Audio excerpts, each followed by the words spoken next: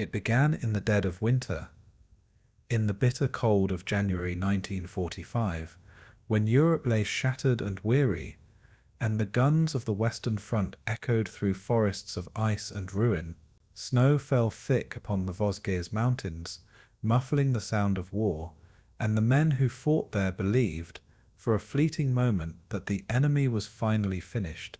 The Battle of the Bulge had failed, the German counterattack in the Ardennes had been broken, and the Allied armies were gathering for their final push into the heart of the Reich. Yet in the ashes of defeat, Adolf Hitler still clung to delusion. Refusing to yield, he ordered one last strike, one final gamble to bleed the Allies before the inevitable end. And so, as the new year began, from the frozen hills of Alsace came the thunder of guns once more.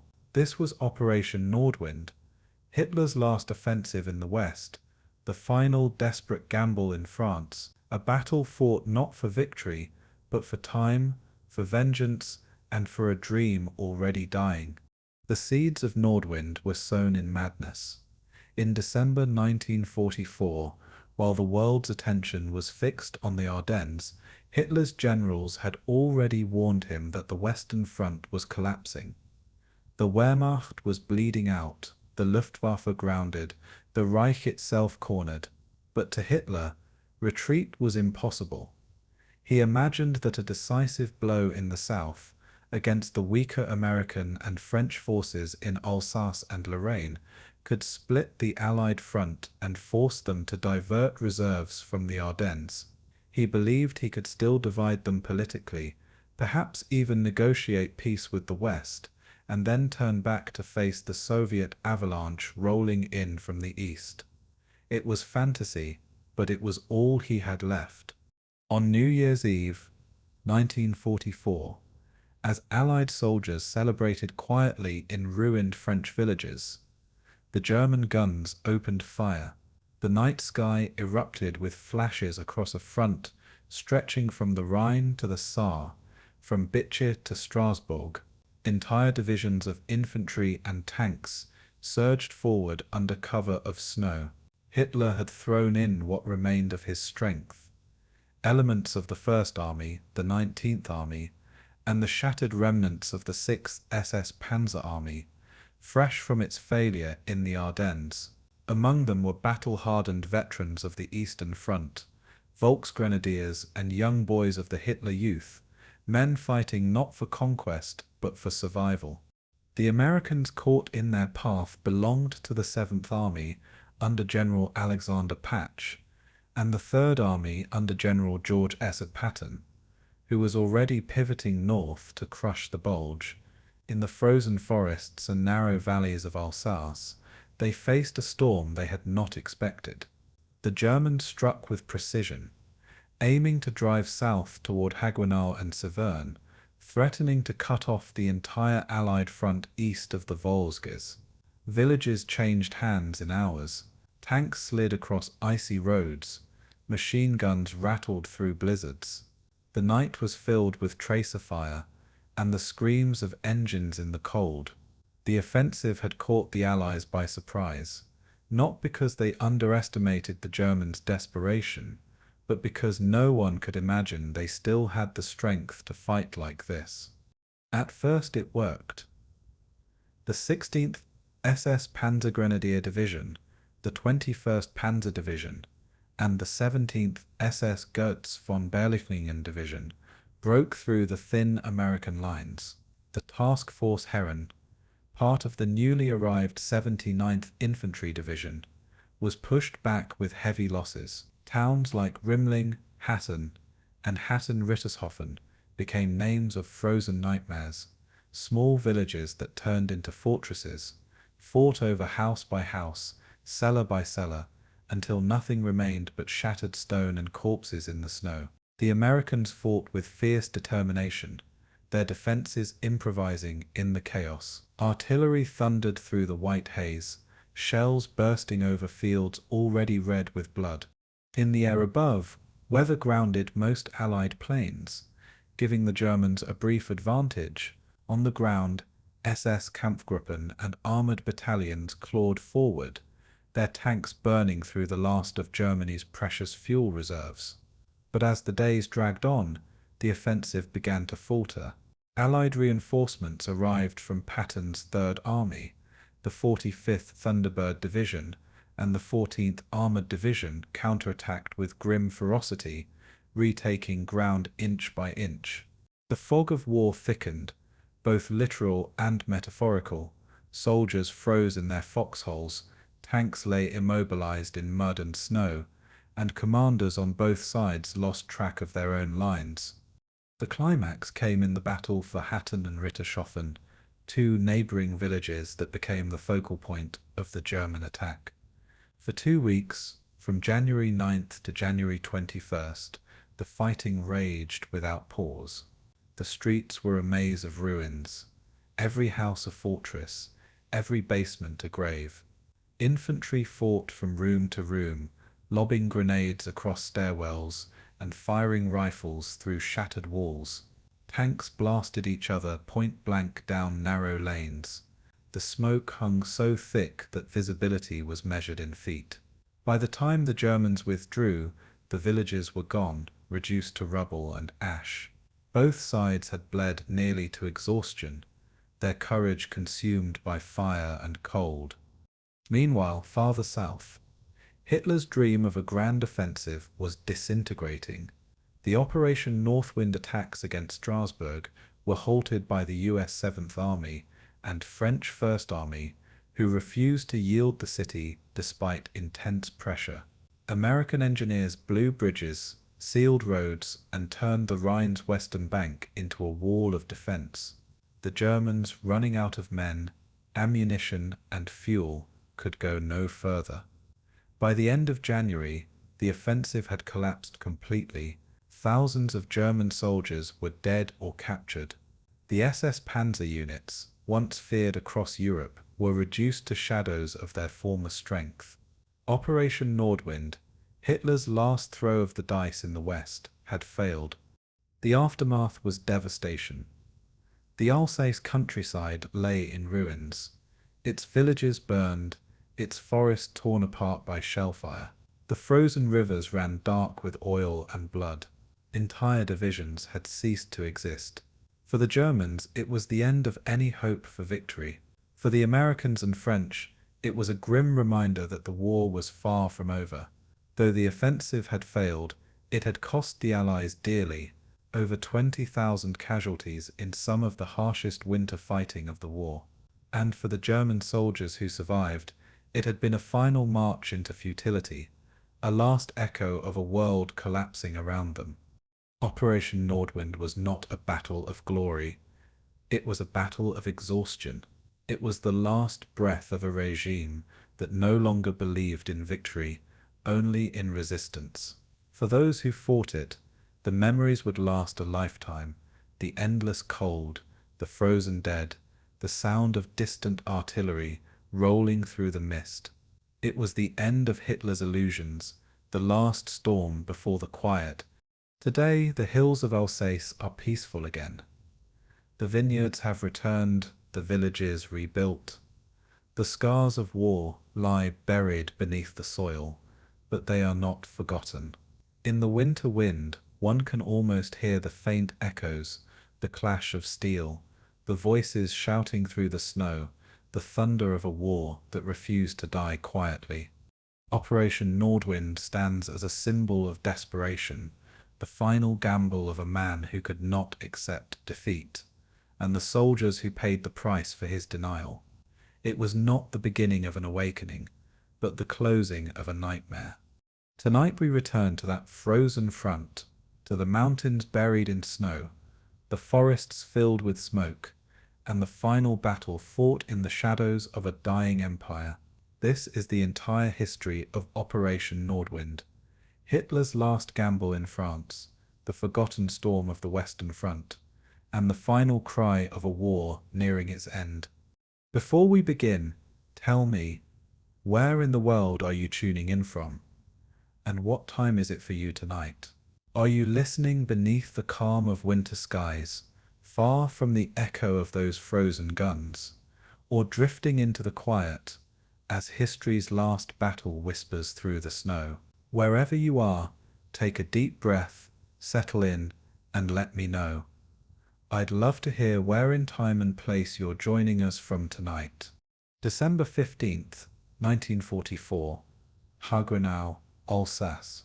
The wind scraped across the frozen roofs as men of the US 100th Infantry Division unrolled telephone cable through knee-deep snow, their breath frosting inside helmets marked with the blue-grey 7th Army patch. Ammunition was stacked in neat pyramids beside slit trenches.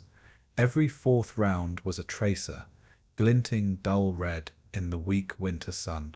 From the nearby steeple of St. George's Church, Captain Leonard W. Simmons could see the Rhine Valley buried under a white shroud, the river glinting like cold steel. Supply trucks from the 75th Quartermaster Company churned through ice-packed roads at 5 miles per hour, delivering rations scheduled for Christmas week. The war, it seemed, was moving north toward the Ardennes, leaving Alsace quiet and forgotten. Reports from Eschaf, Supreme Headquarters Allied Expeditionary Force, described the southern front as stable with low probability of attack. Yet behind that phrasing lay a dangerous assumption that winter and victory would hold the line.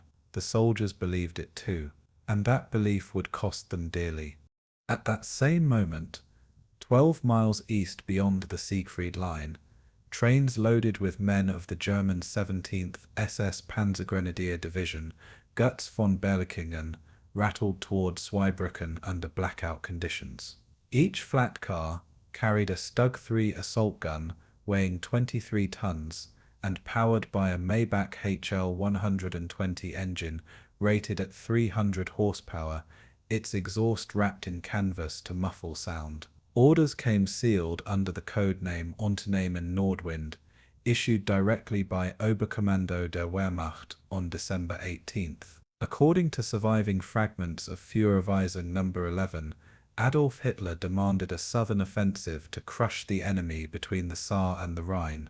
The directive was circulated in only 14 copies, numbered and signed by General Alfred Jodl himself. Even the divisional commanders received only verbal summaries, a measure of secrecy that revealed both precision and paranoia. For the men preparing those engines in the cold sidings, the meaning of those papers was simple: another march west into the snow. Technically, the balance of strength appeared decisive in Allied favor. 7th Army under Lieutenant General Alexander Patch held nearly 200,000 men, supported by 1,500 artillery pieces and 200 Sherman tanks, each delivering a 75mm high-velocity shell. Across the Rhine, Army Group G, under Generaloberst Johannes Blaskowitz, mustered barely 120,000 troops, many from Volksgrenadier divisions at 45% strength. On paper, it was a defensive formation. In practice, Hitler's order transformed it overnight into an attacking force without reserves or fuel. The contrast mirrored the larger war. The Allies relied on logistical abundance, while the Germans relied on illusion and precision timing. What planners in Setschaf did not grasp was that German desperation could still mimic strength long enough to bleed an enemy convinced the fight was ending. Paper superiority meant little when snow buried every road. The field evidence of that illusion surfaced in U.S. intelligence summaries filed at 21 Army Group headquarters on December 20th. Aerial photographs from the 19th Tactical Air Command showed abnormal traffic east of Kaiserslautern, long columns hidden under camouflage nets.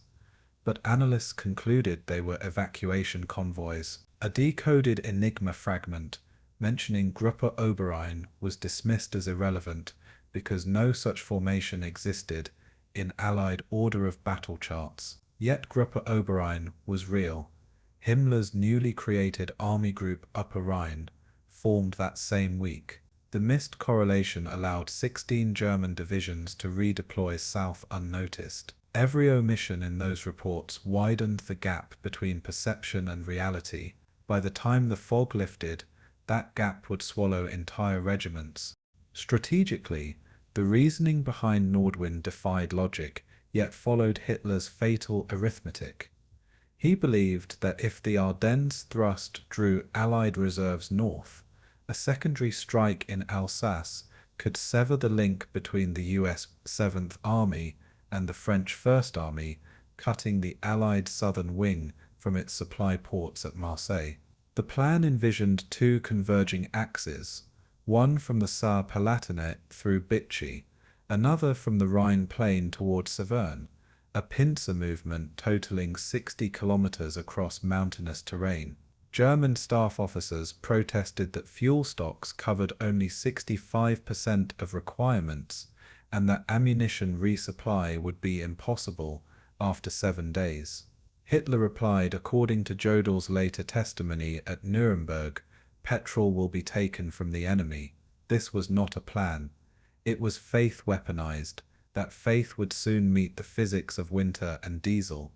The Allied side, meanwhile, operated on its own flawed premise of imminent victory. General Jacob Devers, commanding the US 6th Army Group, had already detached the experienced 21st Armored Division north to assist Patton in the Ardennes. That single decision removed nearly 150 tanks and their logistical tail, over 500 trucks carrying fuel, ammunition, and maintenance crews from the 7th Army's defense grid.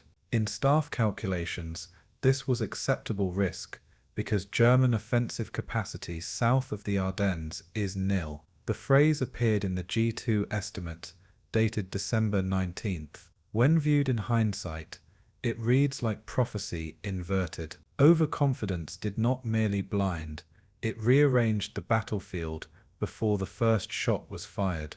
Decisions taken in optimism would soon be paid for in blood and ice. For the soldiers along the Modder River line, these strategic abstractions materialized as rumor and silence. German civilians returning from evacuation whispered that the Wehrmacht was regrouping in the Black Forest, that SS units had been seen moving at night without headlights.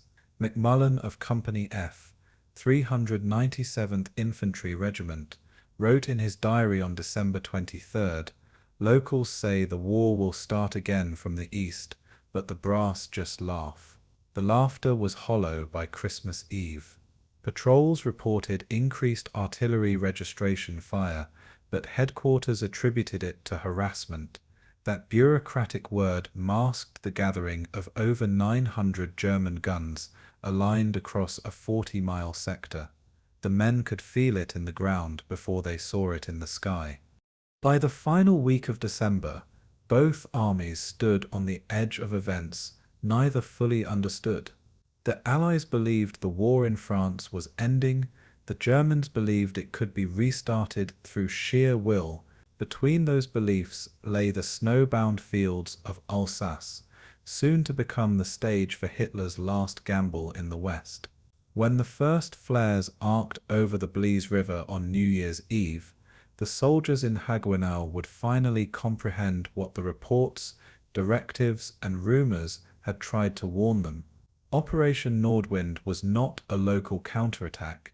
It was the echo of a regime unwilling to accept defeat, and its opening salvo would shatter the illusion of a quiet winter forever.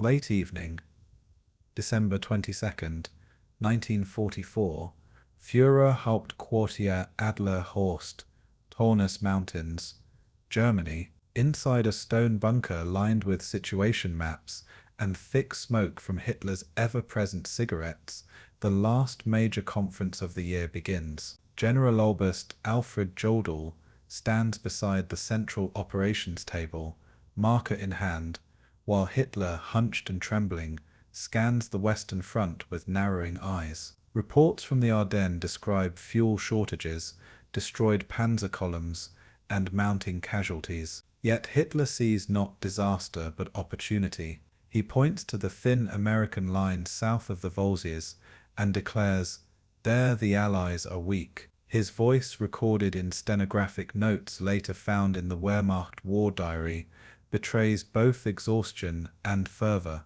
What followed was no rational assessment, but a gambler's final throw, the birth of Operation Nordwind. The technical outline that Jodl drafts that night defines a massive yet deceptively localized attack. 17 divisions, including the battle-hardened 6th SS Mountain Division Nord, are to strike through the Alsatian plain towards Strasbourg. Hitler demands a synchronization between Generaloberst Johannes Blaskowitz's Army Group G and Heinrich Himmler's newly created Army Group Upper Rhine, an impossible coordination given the frozen roads and wrecked rail lines. The operational front spans more than 120 kilometers, requiring divisions like the 21st Panzer and 25th Panzergrenadier to redeploy under constant Allied air reconnaissance. Each German division, on paper, fields around 12,000 men. In reality, most are at half strength, short of vehicles and artillery ammunition. Nevertheless, the OKW directive of December 18th insists on unwavering offensive spirit. Hitler's vision transforms a tactical probe into a grand strategic fantasy. When comparing the German concept to the Allied system, the contrast is brutal. US 7th Army, under Lieutenant General Alexander Patch, operates under a flexible corps structure that rotates depleted regiments for rest, while German divisions fight continuously without relief. American logistics can move 1,000 tons of supplies daily by truck convoys across snow-choked roads, whereas German quartermasters rely on narrow-gauge rail spurs vulnerable to air attack.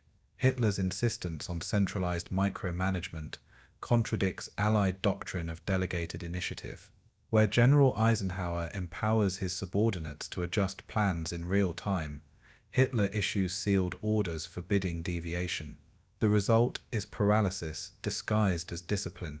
Even before Nordwind begins, its command structure ensures delay, confusion, and wasted momentum. Evidence from field communications between Army Group G and OKW in late December shows the seeds of dysfunction. A teletype log dated December 23rd reveals Rundstedt's skepticism. He warns that the forces assigned could not sustain prolonged offensive action. His concern is dismissed as defeatism. Blaskowitz receives his sealed orders on December 24th. Code word Zahnarzt, dentist, instructing him to attack southward across the Lauter River by New Year's Eve. The order specifies no reserve allocation, no fuel resupply window, and no contingency for Allied counterattacks. In a later U.S. intelligence summary, captured in March 1945, analysts note that Nordwind exhibits the same fatal rigidity as Wacht am Rhein. The attack is to begin not because conditions are right, but because Hitler wills it. As the plan unfolds, its broader implications come into view. Hitler no longer views Nordwind as a diversionary thrust. He envisions it as the keystone of a new strategic reversal on the Western Front. In his dictation to Martin Bormann on December 25th, he claims the offensive could split the American 7th Army and retake Strasbourg, forcing the enemy into a new Dunkirk. The delusion is almost mathematical. Each local success is extrapolated into continental salvation, yet the map misleads him. The US 7th Army's 31st and 45th Infantry Divisions, though thinly spread, are supported by the French First Army to the south, forming a depth the Germans underestimate by 40 kilometers. Hitler's mind, trapped in a framework of 1940 campaigns, refuses to see the industrial scale of Allied reinforcement. Further documents reinforce how far reality diverged from Hitler's expectation. The Wehrmacht War Diary entries from December 26th to 29th record repeated pleas from General Westphal for additional fuel allocations, requests marked denied by OKW. Luftwaffe support is promised from Jagdgeschwader 53, but weather grounds most sorties. Meanwhile, Allied Ultra decrypts from Bletchley Park intercept several Nordwind planning signals, though analysts initially assume they refer to a defensive maneuver. The Germans still command secrecy, but only through obscurity and disbelief. Even within their ranks, senior officers like General Bulge privately call the plan an illusion of movement. Hitler's grip, once strategic, has become hallucinatory. The human consequences of this delusion echo through every layer of command. In barracks near Neustadt, officers of the 17th SS Panzergrenadier Division, Goetz von Berlichingen, brief their men on objectives that even they cannot locate precisely on their maps. Frostbite claims more soldiers than American bullets before the offensive even begins. At the Führerhauptquartier, Jodl dutifully updates situation charts each night, shifting colored pins across Alsace that represent battalions already bled white. The mechanics of war have outpaced the ideology driving them. Each decision, stripped of material logic, becomes a performance meant to sustain faith in a collapsing myth. By December 31st, Hitler orders Himmler himself to take personal command of Army Group Upper Rhine, a political commissar, now leading a field army. This decision, recorded in the OKW Operational Directive Nummer 195, removes any remaining professional oversight. The assignment shocks even Goebbels, who writes in his diary that the Reichsführer's military competence is uncertain. Yet in Hitler's reasoning, Himmler's loyalty compensates for his ignorance. The transformation is complete. Strategy has yielded to superstition. The operation, meant to stabilize the front, now imperils it. As midnight approaches and the new year dawns over snowbound Alsace, the stage is set, from the command bunker at Adlerhorst to the shattered villages along the Rhine. Every participant senses that this is not a plan of hope, but of defiance. The last throw of the dice has been cast, and the table is tilted against them. December 26, 1944, Saarbrücken rail yard, Western Germany. Under a sky swollen with snow and industrial smoke, the night convoys of Operation Nordwind begin to move. Headlights are painted over with narrow slits of blue glass, engines muffled with canvas, and every driver instructed to maintain exactly 50 meters between trucks. The roads leading through Blies and Pirmasens are a maze of frozen ruts, where horse-drawn artillery and fuel-starved half-tracks struggle side by side.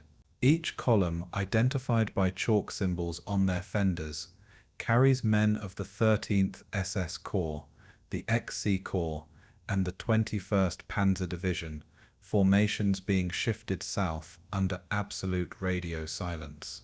Orders specify movement only between 2100 hours and 4 in the morning to avoid Allied reconnaissance. To anyone watching from above, it is as if the fog itself is migrating westward. Yet beneath that fog, precision is breaking down. Logistics officers record dozens of vehicles abandoned for lack of fuel, even before the first shot is fired. The German effort to conceal the build-up along the Rhine is a masterpiece of improvisation under collapse. Standard military telegraph lines have been severed by Allied bombing, forcing field commanders to rely on couriers and prearranged code phrases transmitted in bursts lasting no longer than 15 seconds. Fuel allocations are so tight that panzer commanders siphon petrol from training depots and civilian stocks. One captured report from the 21st Panzer Division lists average fuel reserves at 20% of operational requirement.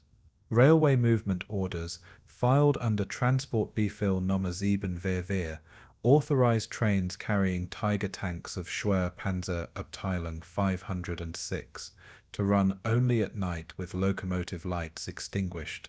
In the words of Oberstleutnant Hans von Luck, we advanced through silence and shadows as if the war itself were holding its breath. The result is both ingenious and chaotic, a paradox of discipline within disintegration. By contrast, Allied reconnaissance systems rely on daylight air superiority, a weakness that the winter fog now exploits completely.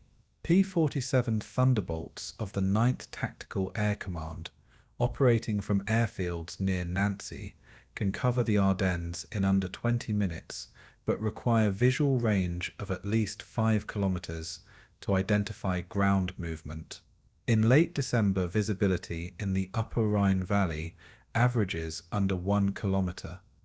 Aerial photographs taken on December 25th show only diffuse white terrain, obscuring entire German divisions less than 15 kilometers from the front line. Allied G2 reports, later declassified under SHAF file 18-2, mark these areas as quiet sectors. The Germans, remembering how fog had masked their build-up before the Ardennes, exploit the same natural ally again. But where the Ardennes offensive was a hammer, Nordwind is a scalpel, probing rather than smashing, and its edge is being honed in darkness. Field evidence from French resistance intercepts adds a layer of tragic irony. In the early hours of December 26th, agents of the Rousseau Alliance in Nancy record coded radio bursts from Saarbrücken and Strasbourg, sequences of numbers that, if correctly decoded, would have revealed the impending attack timetable. Yet the ciphers, following a modified Enigma pattern with transposed key groups, remain unreadable until weeks later. Allied intelligence, already overwhelmed by the Ardennes crisis, files these intercepts under routine enemy chatter. In hindsight, those meaningless bursts were the footsteps of 17 divisions converging on Alsace, the same cryptographic arrogance that had once cracked German codes now blinds its masters to the warning beneath the noise. As the columns move through the Vosges foothills, terrain itself becomes both obstacle and ally. The forests around Bitchy and Wissembourg swallow sound, allowing artillery convoys to pass within 2 kilometers of American listening posts undetected. Yet the same landscape traps vehicles when the temperature drops below -10 degrees Celsius, freezing lubricants and splitting radiator hoses. Engineers of the XC Corps use improvised mixtures of glycerin and water to prevent freezing, a trick learned on the Eastern Front, but still report 40% mechanical attrition in tracked vehicles. By comparison, US motorized units employ standard-issue antifreeze and heated garages behind the line, maintaining 90% readiness. The German method, born of necessity, achieves concealment at the cost of mobility. Further evidence of this fragile secrecy appears in the war diary of Army Group G, entry dated December 28th. Blaskowitz's staff records confusion over unit identification. One column of the 17th SS Panzergrenadier Division accidentally enters a zone assigned to the 25th Panzergrenadier Division, delaying both by 12 hours. Fuel shortages grow so critical that supply depots issue 20-liter jerry cans marked with red crosses, originally meant for medical transport, simply to complete the march. Still, discipline holds. Couriers move by bicycle when fuel runs out, carrying handwritten orders sealed with wax and stamped "Nodu for Visia." The spectacle borders on absurdity, an army both invisible and immobilized, yet even crippled, it advances. For the men inside those convoys, the human toll of secrecy is measured not in blood but in exhaustion. Each night's march averages 30 kilometers at walking speed, with engines cut whenever Allied aircraft are heard. Soldiers sleep in their vehicles beneath wool blankets stiff with frost. In letters later recovered from a burned transport near Landau, one corporal of the 13th SS Corps writes, "We drive without lights and without time. The sky eats the road." The operational brilliance of concealment demands a price in human endurance. Every kilometre gained in silence drains the strength needed for the battle ahead. What the Allies cannot see is killing the men meant to surprise them.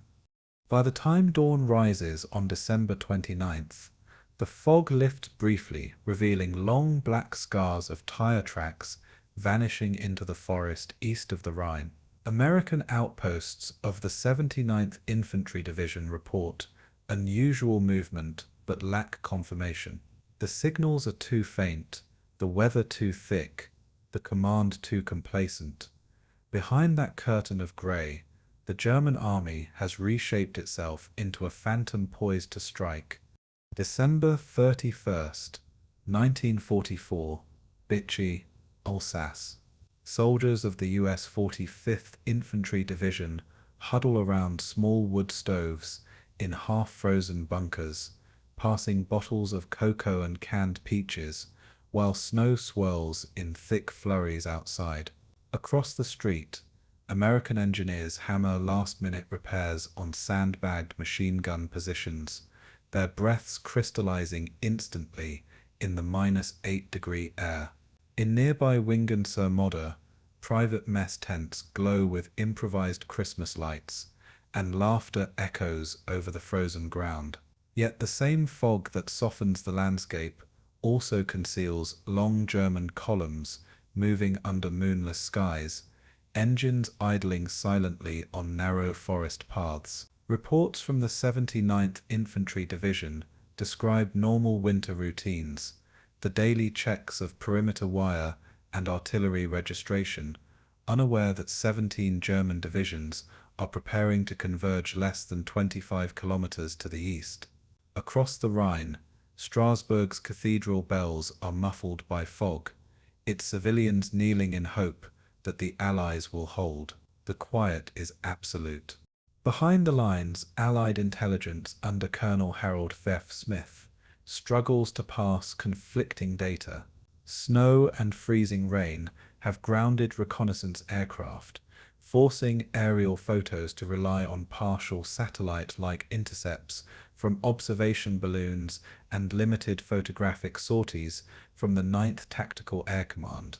Ultra-decrypts intercepted on December 27th and 29th indicate sporadic German transmissions using modified Enigma keys, yet bureaucratic backlog prevents timely analysis. Orders for these intercepts, logged in SHA file 1842, sat unexamined on desks of intelligence officers focused on Ardennes follow-up. Consequently, even though the 30 SS Corps and XC Corps are moving under strict radio silence, the Allies have partial traces, but misinterpretation renders them useless. This technical paralysis amplifies a false sense of calm, convincing commanders that no major movement is occurring in Alsace. The contrast between Allied confidence and German stealth is stark when examined through force readiness. The US 7th and 3rd Infantry Divisions maintain near full strength, with 85% operational armoured vehicles and over 90 artillery pieces per division. In comparison, German formations on the move carry only 40 to 50% of their prescribed combat vehicles, many half-tracks and Stug 3 assault guns suffering minor mechanical faults from frost and rough terrain. Where the Allies depend on redundancy and logistics depth, Germans improvise, fuel is siphoned from civilian depots, and troops march under the cover of fog with minimal supply lines. Yet in this paradox, German mobility is less detectable than the fully equipped but exposed American units.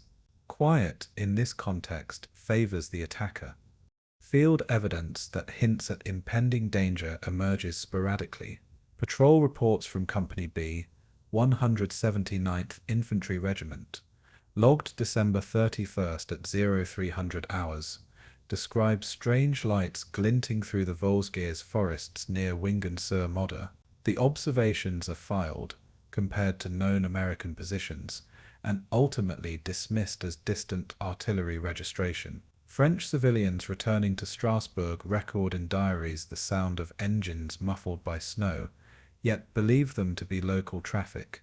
These testaments of unnoticed movement mirror the lull before Operation Michael in March 1918, where initial signs were similarly disregarded. In both cases, apparent tranquility masks lethal preparation. The broader implications of this misreading soon crystallize. Eisenhower, shifting air assets north to reinforce the Ardennes, leaves the Alsace sector with only 35% of planned close air support, concentrated in the Metz airfield 75 kilometers to the northwest. The snow-choked roads prevent rapid redeployment of additional aircraft. The combination of diverted resources, overconfidence in terrain familiarity, and misinterpretation of intelligence ensures that German forces could mass undetected within 24 hours. Commanders in Bitche and Wingen-Samoda, accustomed to routine, cannot yet appreciate the scale of the convergence forming behind the Rhine. Additional evidence underscores the dangers of complacency. War diaries of the 79th Infantry Division, entry December 31st, note that standard observation posts along the Modder River were left unmanned for shifts exceeding 24 hours due to personnel rotation. Artillery observers report that long-range registration fires had been reduced by 30% as ammunition stockpiles were reallocated north.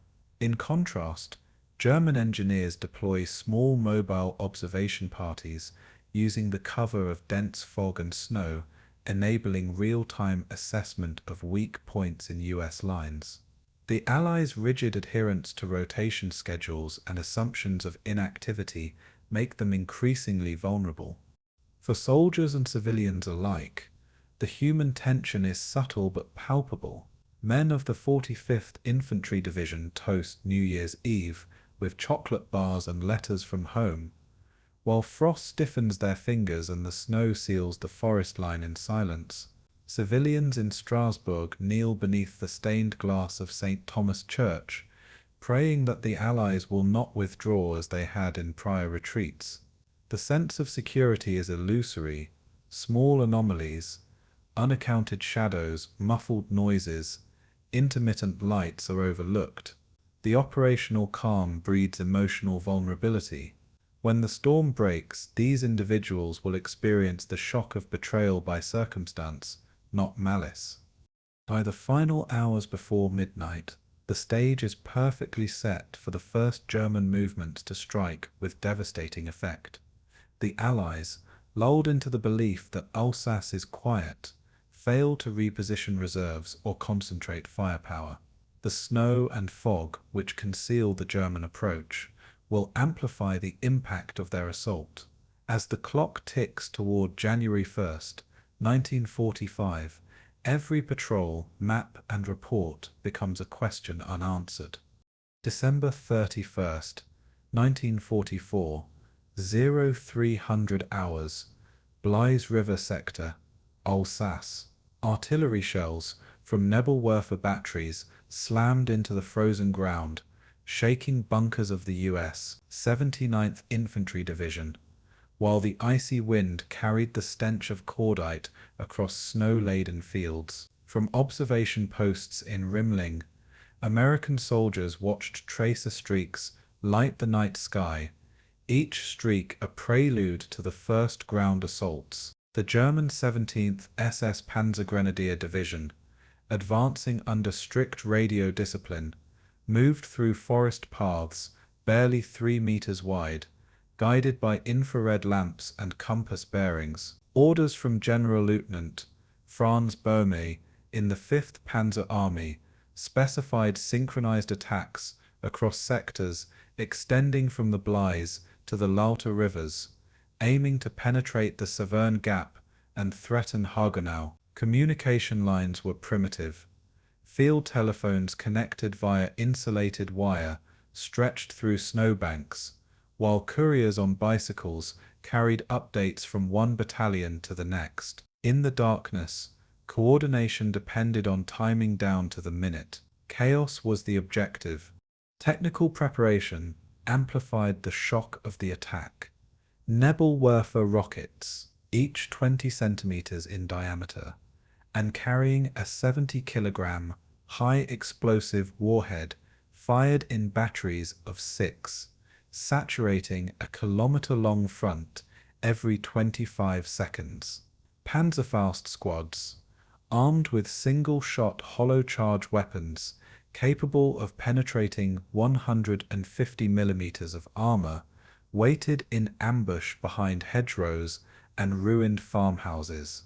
By contrast, American M1 Garand rifles and 50-caliber machine guns offered precision but limited area suppression, leaving U.S. positions vulnerable to saturation fire. German engineers had pre-surveyed kill zones, ensuring that tanks and infantry converged precisely where Allied defenses were thinnest. The practical effect was immediate: trench lines cratered, communications knocked out, and morale shaken before the first full assault. The comparative systems reveal stark contrasts. U.S. defensive doctrine prioritized linear fortification and depth, with firing sectors calculated for daytime visibility and clear fields of fire, yet winter fog reduced effective observation to under 200 meters. German doctrine, honed from Eastern Front experiences, emphasized shock, infiltration, and decentralized command, allowing small units to operate semi-independently if communication failed. While American artillery could deliver 70 rounds per hour per battery, Nebelwerfer units achieved rapid saturation of over 200 rounds in the first 15 minutes. This disparity in operational philosophy created a localized advantage for the attackers. Initial field reports confirm the efficacy of the opening strike. By 0700 hours, the 79th Infantry Division's headquarters logged 2,300 casualties across Bitch and Rimling sectors, including over 400 prisoners of war taken during penetrations along the Lota River. The 100th Infantry Division, tasked with covering the northern approach to Wingen-sur-Modder, found itself cut off as German mechanized columns outflanked forward positions using abandoned farm tracks and frozen streambeds. Reconnaissance reports described entire platoons immobilized by destroyed bridges and downed telephone poles, rendering artillery support intermittent. Documented in the 5th Panzer Army Situation Report, December 31, 1944, these movements were executed with timing accuracy within plus or minus 5 minutes. Broader operational implications became apparent as the attack progressed. The 5th Panzer Army's goal of reaching Haguenau and securing the Severn Gap required exploiting both the American disorganization and the terrain's natural channels. American reserve divisions, positioned 50 kilometers to the northwest, faced snowbound roads that reduced vehicle speed to under 15 kilometers per hour, preventing timely reinforcement.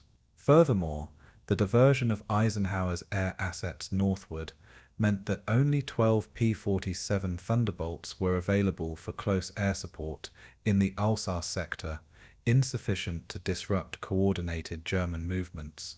The battlefield was quickly becoming a test of endurance and improvisation. Additional supporting evidence emerges from communications breakdowns. Field telephones severed by artillery craters forced commanders to rely on runners, who averaged only one successful round trip per hour across contested zones. Radio silence imposed on German units paradoxically ensured that Allied interception provided no actionable intelligence, leaving U.S. command to interpret fragmented, conflicting reports. Signal logs from the 7th Army reveal delays of up to 70 minutes between unit requests for artillery fire and actual support, illustrating how operational tempo favored the German attackers. The interplay of mechanical failure, weather, and fog magnified the impact of the initial assault. Human consequences are immediate and stark. Soldiers huddled in frozen foxholes witness comrades engulfed in smoke and debris, while medics struggle to reach victims under sustained fire. Letters recovered from Bitche, dated January 1st, 1945, describe men wading through a river of frozen mud and shrapnel, hearing only screams and shells. Panic spreads where command and communication have collapsed, yet pockets of resistance stubbornly hold key crossroads, buying precious hours for regrouping. Civilians in Bitche report seeing columns of enemy troops moving past illuminated windows, the first hint of the nightmare to come. Exhaustion, fear, and confusion become operational variables. By sunrise, the first phase of Nordwind has revealed its nature. Lightning strikes along a broad front designed not for immediate conquest, but to disrupt, confuse, and fix US forces in place. The 79th and 100th Infantry Divisions are battered, command is fragmented, and reserves remain distant. Hitler's gamble has achieved local surprise, yet the long-term sustainability of the attack remains uncertain. January 2nd, 1945, 0800 hours, 7th Army Command Post, Strasbourg. General Alexander Patch leaned over a folding map smeared with mud and frost, issuing stand-fast orders without the benefit of complete sector reports from the Blies to the Lauter rivers. Snow and freezing rain obscured forward observation posts, while reports trickled in from the 79th and 100th Infantry Divisions describing infiltrations by German infantry along previously secure forest lines. The radio network, damaged by Nebelwerfer barrages and downed telephone poles, delayed messages for up to 75 minutes, leaving Patch, Devers, and Lieutenant General Joseph Brooks reliant on fragmentary intelligence. Messengers on bicycles and half-tracks struggled to traverse ice-covered roads, often returning with empty hands.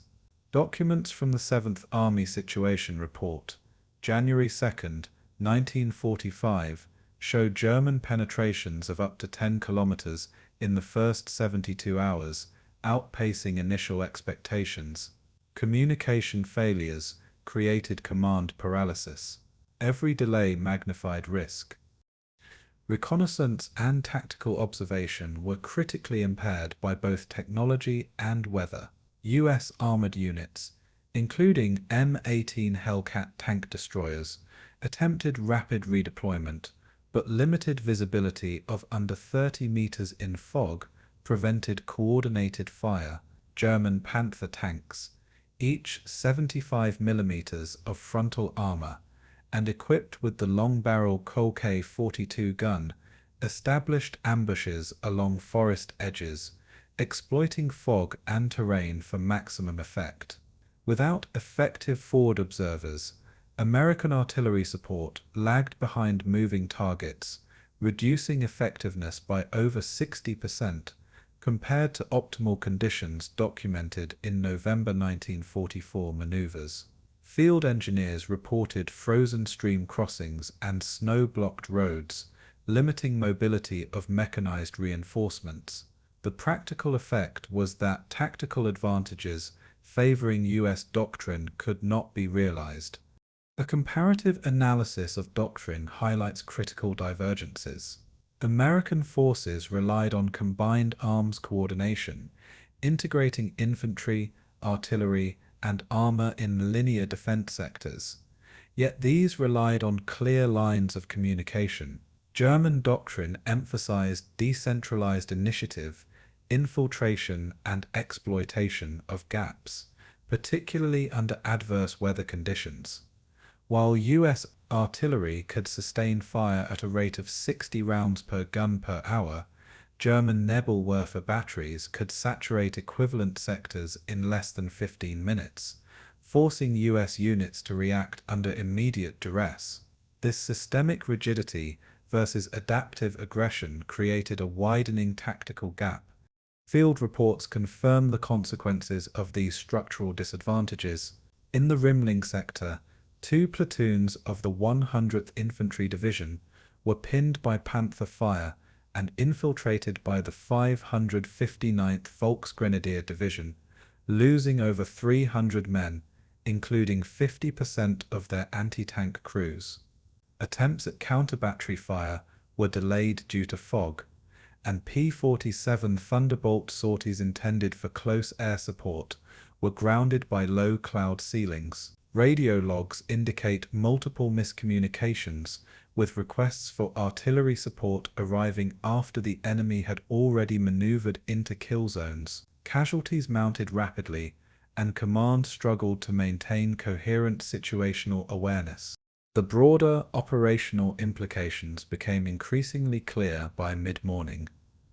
German gains of up to 10 kilometers in 72 hours threatened the strategic flank of the US 7th Army and endangered approaches to Saverne and Haguenau. Reserve divisions, including the 45th Infantry Division positioned 25 kilometers to the rear, could not move due to snow-blocked roads averaging 1.5 meters deep in drifts. This combination of terrain, weather, and communication delays amplified German local superiority, forcing Allied high command into reactive measures. Additional supporting evidence emerges from intercepted German communications. Even under radio silence, captured field notes from the Volksgrenadier divisions show methodical advance along pre-surveyed forest paths, highlighting reconnaissance and planning that American intelligence failed to detect. Field reports from the 79th Infantry Division note phantom artillery and shadowed movements, emphasizing confusion created by deliberate German deception. The interplay of superior German reconnaissance, weather exploitation, and Allied miscommunication demonstrates how situational blindness transforms localized pressure into systemic threat. Human and operational consequences manifested in heightened stress and fragmented decision-making. Officers at forward command posts reported sleepless nights, poring over maps with incomplete data, while men on the front lines improvised defensive positions along forest edges and frozen streambeds. Medical officers documented frostbite and exhaustion alongside combat wounds, with evacuation routes delayed or destroyed. Civilians in Bitche and Wingen-sur-Modder observed the movement of enemy columns, the first tangible signs that the calm of New Year's Eve had been shattered. Commanders were forced to balance immediate defense with preservation of unit cohesion under extreme uncertainty.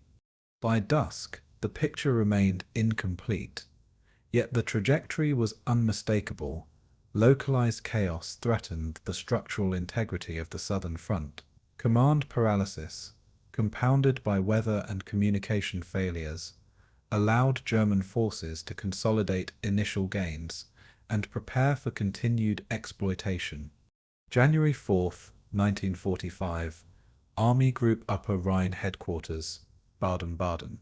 Heinrich Himmler stepped from his staff car, the black SS uniform crisp, despite driving through ice-covered roads, and entered the command tent of the 553rd Volksgrenadier Division. Maps littered the table, dotted with pencil lines showing intended advances toward Haguenau and the Saverne Gap.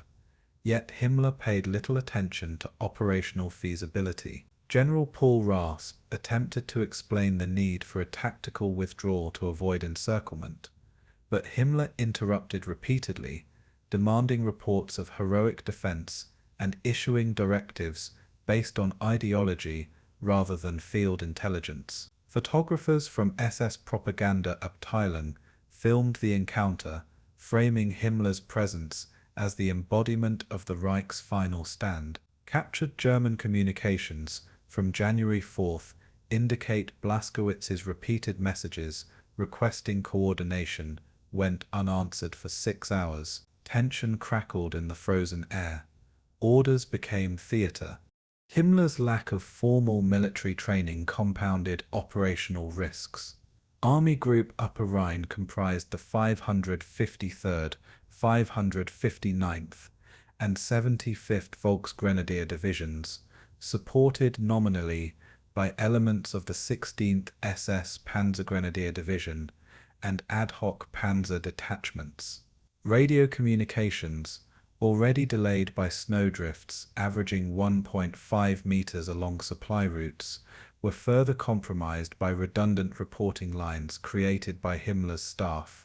Tactical plans called for penetration of up to 25 kilometers along narrow forested corridors, yet field surveys indicated only 12 kilometers were feasible without mechanized support.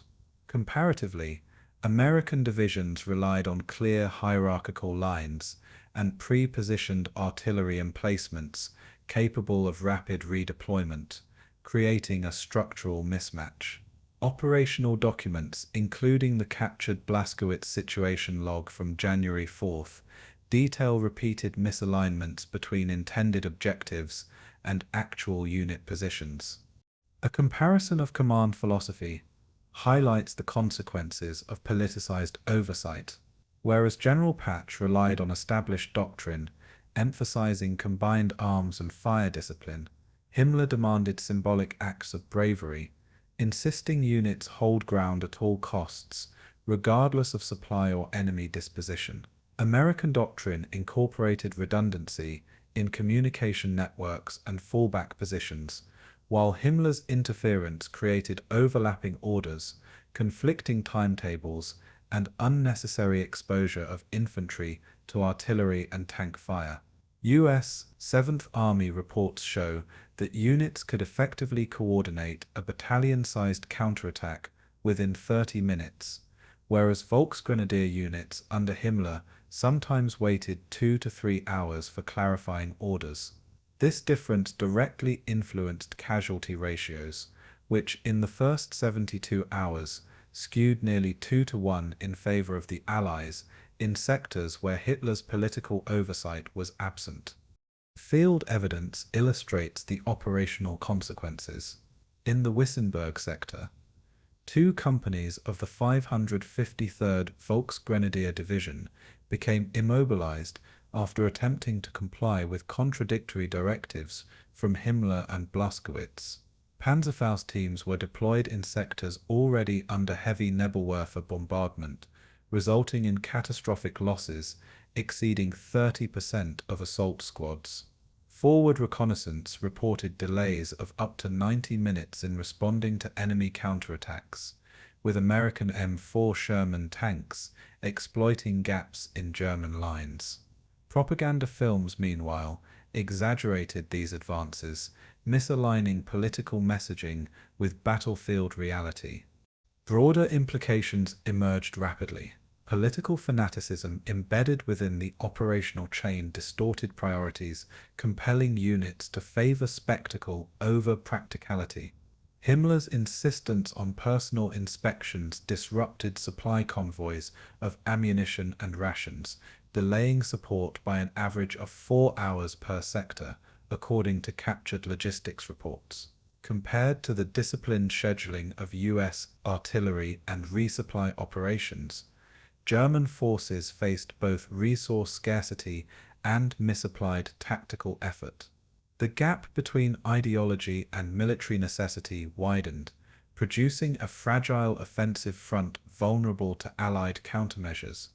Further supporting evidence is found in intercepted communications between Himmler and Blaskowitz, dated January 5, 1945.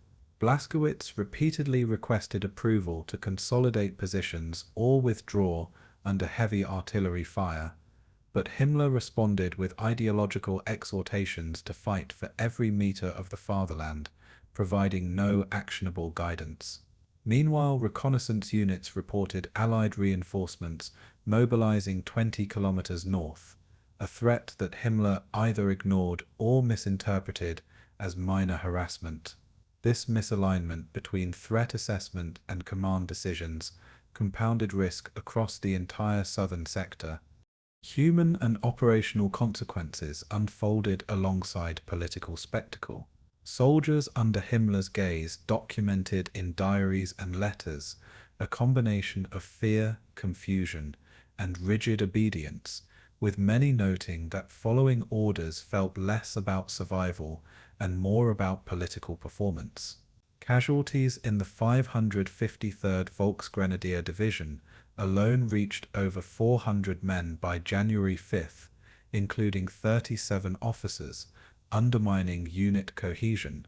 Medical corps and logistics teams struggled to keep pace, and exhaustion among infantry reached critical levels, particularly as men were forced to hold exposed positions along icy ridges.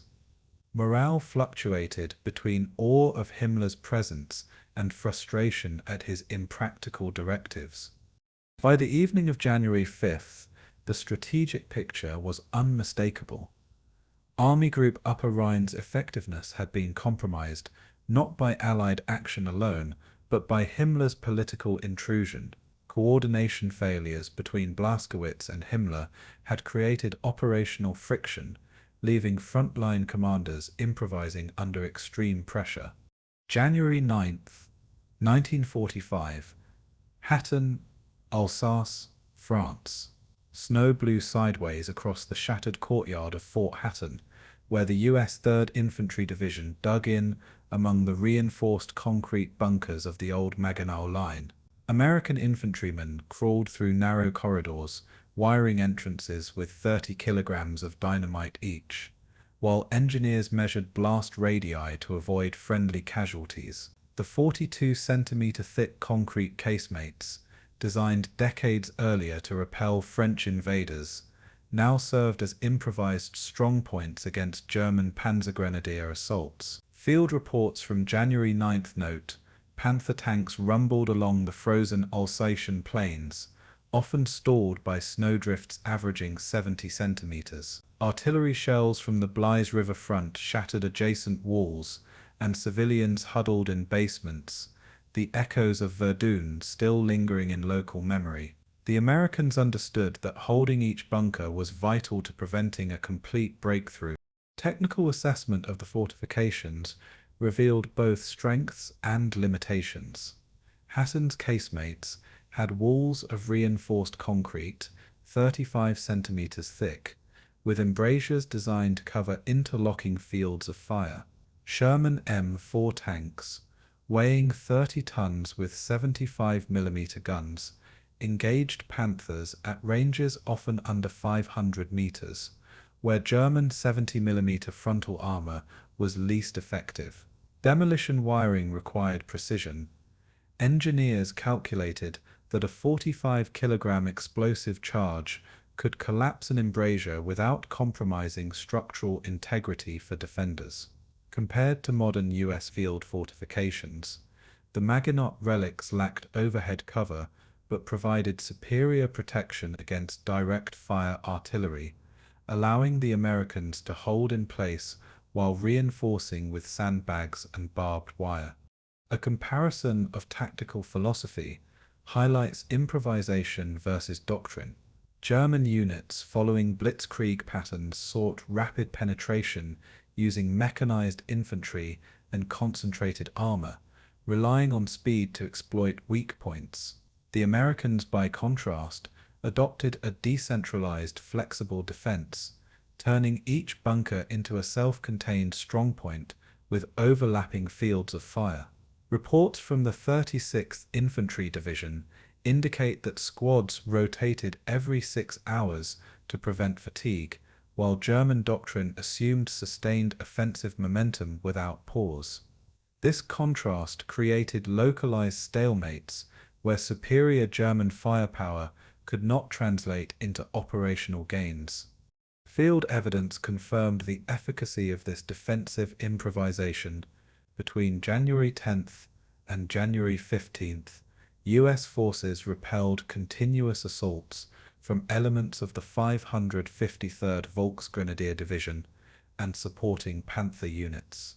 Captured operational logs detail at least 7 tank duels in urban corridors, where Shermans utilized 75mm main guns and 30 caliber Browning machine guns to engage Panthers from flanking positions. Casualty figures accumulated approximately 2,500 American losses versus 3,000 German, indicating that despite material disadvantages, defensive planning mitigated collapse.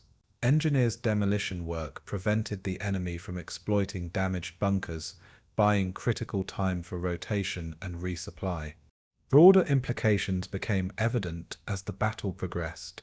The Hatten and Rittershoffen pocket demonstrated that even outdated fortifications, when combined with adaptive tactics, could delay superior forces.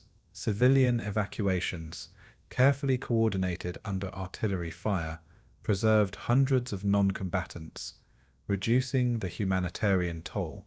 Snow, fog, and frozen streams impeded German mechanized units, highlighting environmental factors in operational planning. These conditions contrasted sharply with the Ardennes campaign a month prior, where surprise and mobility had favored the attackers. The Americans' ability to integrate relic fortifications into contemporary defense plans reshaped the operational calculus of Nordwind. Additional supporting evidence is found in after-action reports from January 17th, documenting extensive use of bunkers as observation posts. Radio operators noted that despite intermittent jamming, communications between Hatten and Rittershoffen were maintained with 5-minute message delays, far superior to German coordination under Himmler's oversight. Sherman units remained mobile on cleared roads, while Panther tanks often became bogged down in frozen mud and snow, reducing operational tempo by 25%. Allied artillery coordination exploited these delays, targeting exposed assembly areas identified by observation posts, inflicting up to 60% attrition before German units could engage. Human and operational consequences were stark. Soldiers wrote in diaries about the psychological strain of shifting from bunker to bunker under constant shell fire, yet they reported that the fortifications provided a tangible sense of security. Casualty management teams worked continuously to evacuate the wounded, with medics improvising field triage in tunnels below fortified structures. Commanders rotated infantry squads every 12 hours, balancing endurance against operational necessity. The combination of physical protection, flexible tactics, and engineering ingenuity allowed American forces to withstand a month-long offensive without catastrophic collapse.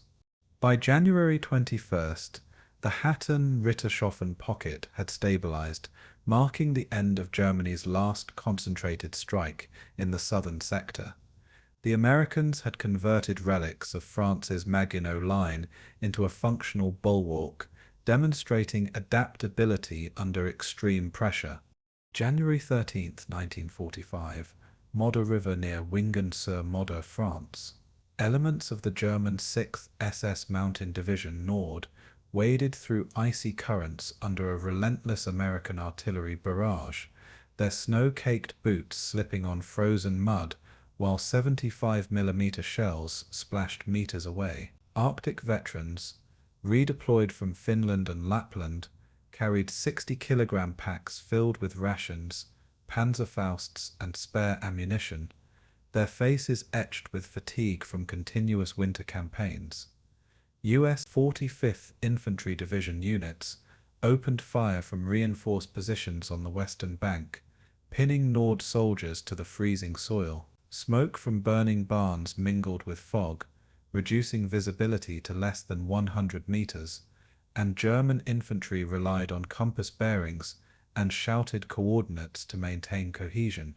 Engineering logs indicate bridges had been destroyed days earlier, forcing repeated river crossings under fire. Casualties mounted rapidly, yet commanders pressed forward, driven by both orders and desperation. Technical examination of Nord Division's preparations reveals logistical fragility. Only 20 functional Panzerschrecks remained for 200 infantrymen, necessitating repeated use under high risk of premature detonation. Fuel shortages limited tracked vehicle movement to 5 kilometers per day, preventing combined arms coordination. Arctic training, emphasizing mobility in snow and sub-zero conditions, partially offset these deficiencies, yet forested Vosges terrain imposed constraints the division had never encountered in Lapland, including narrow ravines and frozen undergrowth obstructing troop columns. Comparatively, American forces employed mobile 105mm howitzers positioned on ridgelines, enabling indirect fire to channel enemy movement and impose attrition while conserving manpower. Nord soldiers, trained for rapid assault on open tundra, struggled with constrained advance and repeated exposure. The contrast between opposing doctrines became apparent during the Battle of Wingen-sur-Modder. U.S. 45th Division units utilized interlocking fields of fire with pre-registered kill zones, combining entrenched infantry, light armor, and forward observers. Nord's doctrine emphasized infiltration, shock, and speed, intending to bypass strong points and disrupt rear echelons. Reports from January 13th show repeated frontal assaults failed, while defensive artillery and machine gun fire inflicted up to 30% losses in initial waves. German officers improvised short-range flanking maneuvers, but often collided with the dense forest and frozen streams, slowing advance by an average of 3 kilometers per hour. The American static, coordinated approach absorbed the attacks without complete collapse, highlighting the mismatch between elite training and operational environment. Field reports corroborate the failure to encircle U.S. forces. By January 14th, Nord Division attempted envelopment using 2 battalions to close a 7-kilometer gap north of Wingen-sur-Modder. Yet reconnaissance noted that American reserves had occupied secondary trenches within 2 hours. Reports detail 14 tank engagements, with Panther units repeatedly immobilized in icy soil, while M4 Sherman tanks leveraged shorter-range engagement corridors, scoring 3 confirmed hits with 75mm main guns. Infantry notes confirm Nord soldiers were repeatedly forced back across the Modder under direct small arms fire. Captured communications archived in the U.S. After Action Report 1945 document German frustration and urgent calls for fuel resupply that never arrived. Broader implications of these failures became increasingly evident. The inability of elite SS troops to achieve objectives revealed systemic exhaustion within the Wehrmacht and logistical overextension. American commanders recognized that terrain, weather, and defensive improvisation could offset numerical and tactical advantages, a lesson drawn from Ardennes experiences. Civilian evacuations around Wingen-sur-Modder limited collateral damage but highlighted the intensity of combat within populated zones. Comparisons to Lapland operations show that elite troops, highly effective in Arctic winter maneuvers, could not adapt fully to forested, river-saturated environments, emphasizing the importance of context in operational success. Additional supporting evidence emerges from Nord Division internal records captured post-war. Battalion logs report sustained cold-related injuries, including frostbite in 25% of personnel, and breakdown of mortars and radios under sub-zero conditions. Artillery coordination exploited these weaknesses, firing pre-planned barrages based on observation posts at distances of up to 2,000 meters, achieving approximately 60% suppression of forward elements before they could reach American lines. Panther units, often overextended, required repair intervals averaging 16 hours for engine and track maintenance, further limiting offensive tempo. These details reinforce the operational cost of forcing even elite divisions into unsuitable theaters. Human and operational consequences were severe. Infantrymen endured close-quarters combat in barns, woods, and trenches, often encountering hand-to-hand encounters with exhausted SS troops. Morale fluctuated, with diaries noting relief upon repelling attacks, yet acknowledgement of relentless attrition. Casualty rates for Nord Division during January 13th to 15th reached approximately 20%, including killed, wounded, and frost-affected soldiers. 45th Division losses, though lower at around 12%, imposed continuous rotation demands on frontline units. The cumulative effect of attrition, terrain challenges, and logistical collapse foreshadowed the strategic limitations of Hitler's offensive ambitions. By January 15th, Nord Division's advance had stalled at the western approaches to Wingen-Samoda, leaving flanks exposed and objectives unattained. The failure of elite troops underlined both operational exhaustion and the diminishing capacity of German forces to impose decisive outcomes. January 17, 1945, SHF Headquarters, Nancy, France.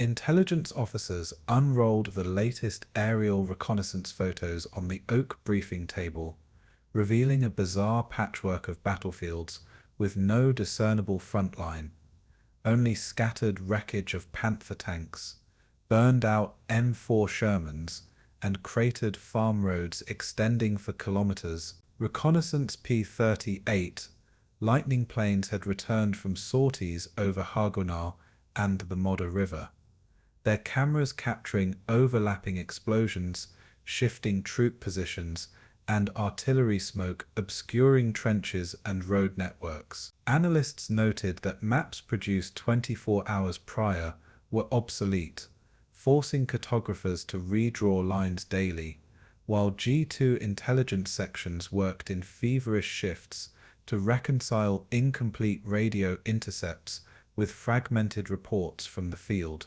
Casualty estimates climbed past 29,000 for combined forces, with American losses near 14,000 and German estimates approaching 15,000.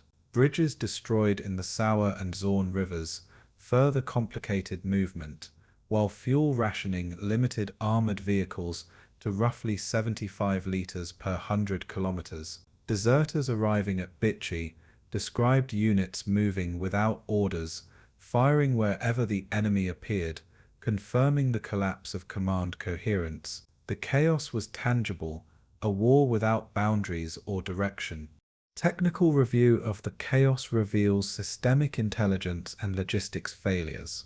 Radio intercepts captured by the 7th Army indicate severe disruption of Panzer Corps communications, with message delays averaging 4 hours and critical fuel requests ignored. Field reports note that artillery coordination relied on pre-registered coordinates from January 12, producing inaccurate barrages when troops shifted positions. Bridge demolitions forced rerouting of 50-ton supply trucks along narrow forest roads, doubling transit time and creating bottlenecks for ammunition delivery. Comparatively, American engineers exploited intact secondary roads and makeshift pontoon bridges to maintain continuity, illustrating the practical advantage of operational flexibility over rigid doctrinal adherence. Analysts highlighted that German forces were effectively blind, their units advancing or retreating independently with minimal synchronization. The contrast between German and Allied systems became more apparent in mapping operations. While SHAF JT2 teams relied on layered intelligence, combining aerial imagery, field reports, and signal intercepts, German planners operated with fragmented reports from captured documents and desperate courier notes. Americans could triangulate positions of the 559th Volksgrenadier and Nord Division units within 2 kilometers of accuracy, whereas German coordination errors caused repeated friendly fire incidents documented in post-war interrogations. This difference in situational awareness allowed U.S. divisions to reinforce threatened sectors preemptively, while German attacks stumbled into prepared strongpoints. Operational doctrine diverged dramatically. Allied flexibility countered German rigidity, creating localized tactical superiority despite parity in numbers. Field evidence confirms the disarray. Reconnaissance photographs from January 17th show the remains of 5 Panther tanks, partially submerged in the Modder, alongside 3 M4 Shermans destroyed in an abandoned village at Hatten. Infantry positions shifted multiple times within hours, leaving trenches empty as opposing forces occupied them sequentially. Reports from the 45th and 36th Infantry Divisions describe small units encountering isolated pockets of German soldiers, often surrendering without engagement after advancing beyond their unit boundaries. Captured German orders, later catalogued in the US, After Action Report 21, reference confusion and contradictory instructions from Army Group Upper Rhine headquarters, demonstrating the breakdown of hierarchical command. Broader implications of this shapeless fighting became evident in operational planning. The inability to define a front line negated traditional artillery targeting and reduced the effectiveness of counterattacks. Allied commanders faced the challenge of allocating reserves without precise information, while German officers struggled to coordinate mechanized assaults under constant supply shortages.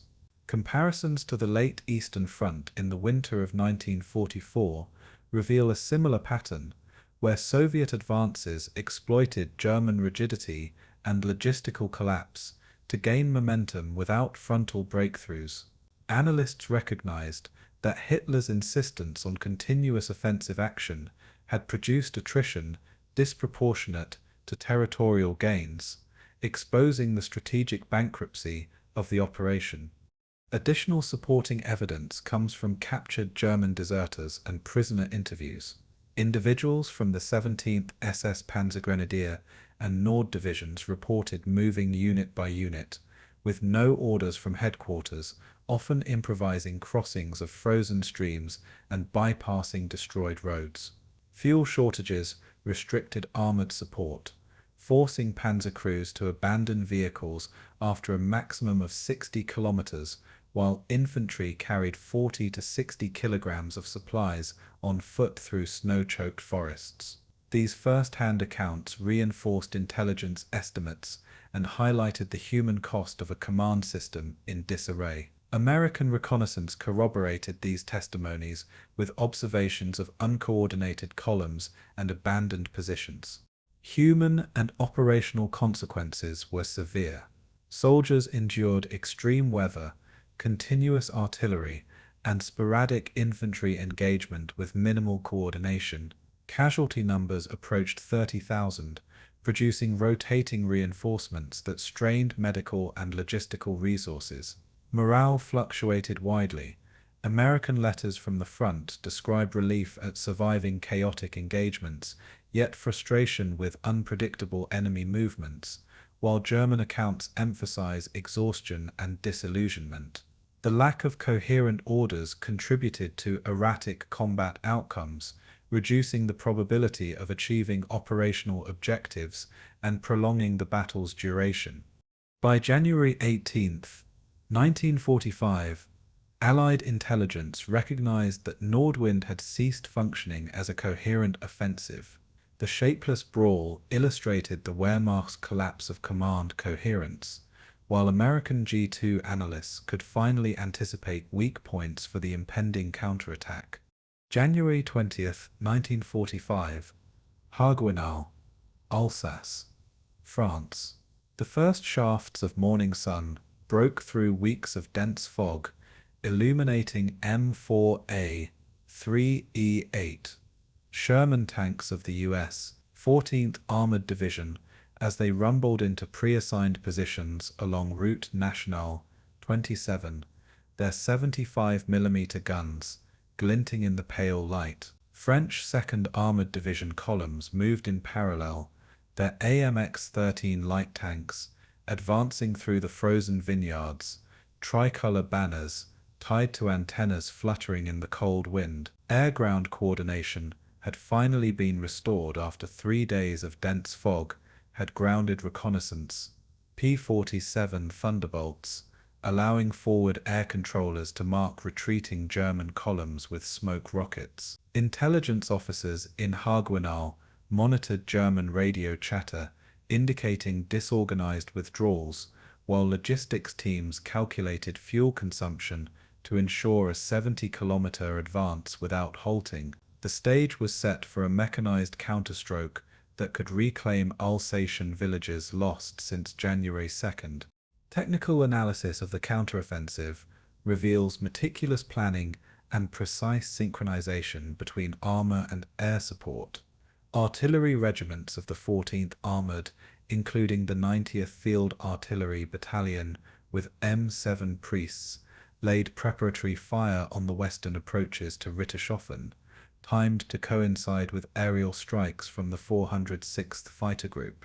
P-47 Pier, armed with 25mm fragmentation bombs and .50 caliber machine guns, targeted German Panzer IV and Panther columns, destroying 17 armored vehicles in less than 90 minutes, as confirmed by after-action reports dated January 21st.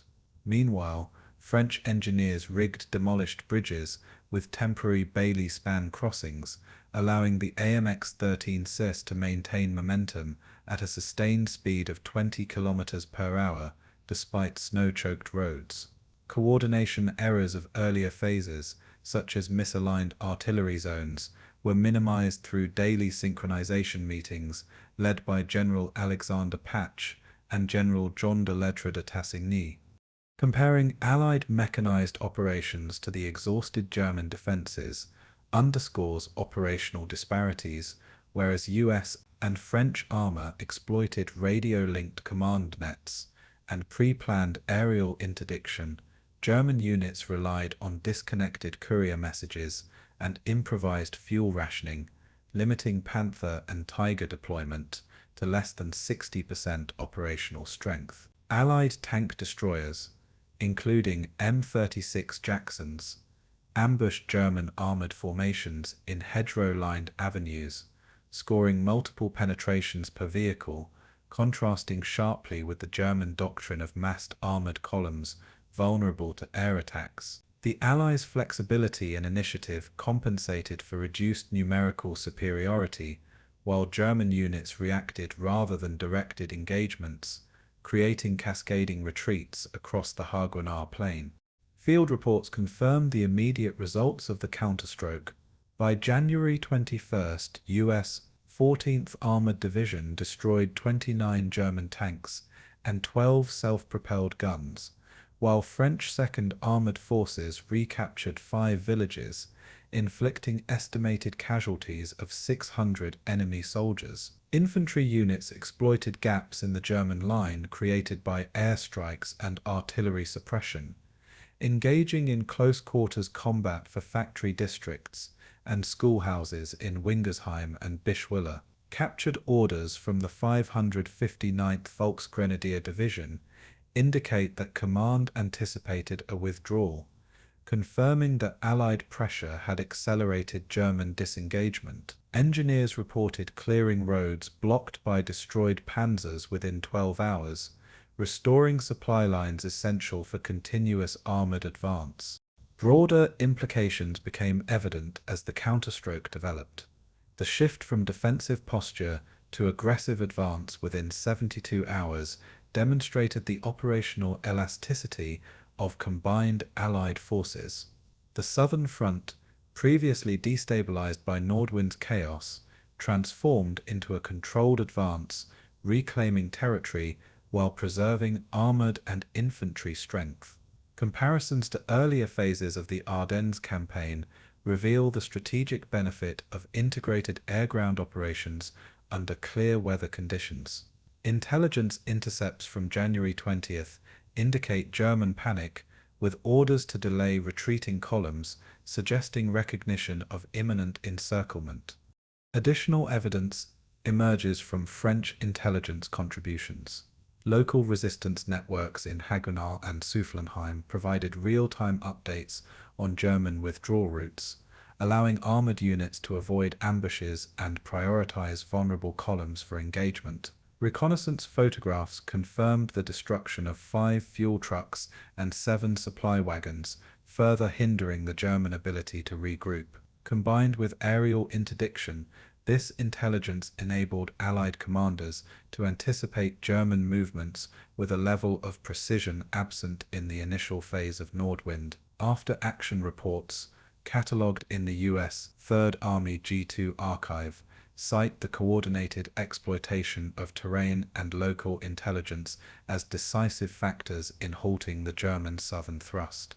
Human and operational consequences were immediate and tangible. Soldiers on both sides experienced the lethal combination of combined arms warfare under bright, unobstructed skies. German troops, exhausted and low on supplies, abandoned positions, leaving small arms and personal effects, while Allied crews pushed forward without the delays caused by fog and miscommunication.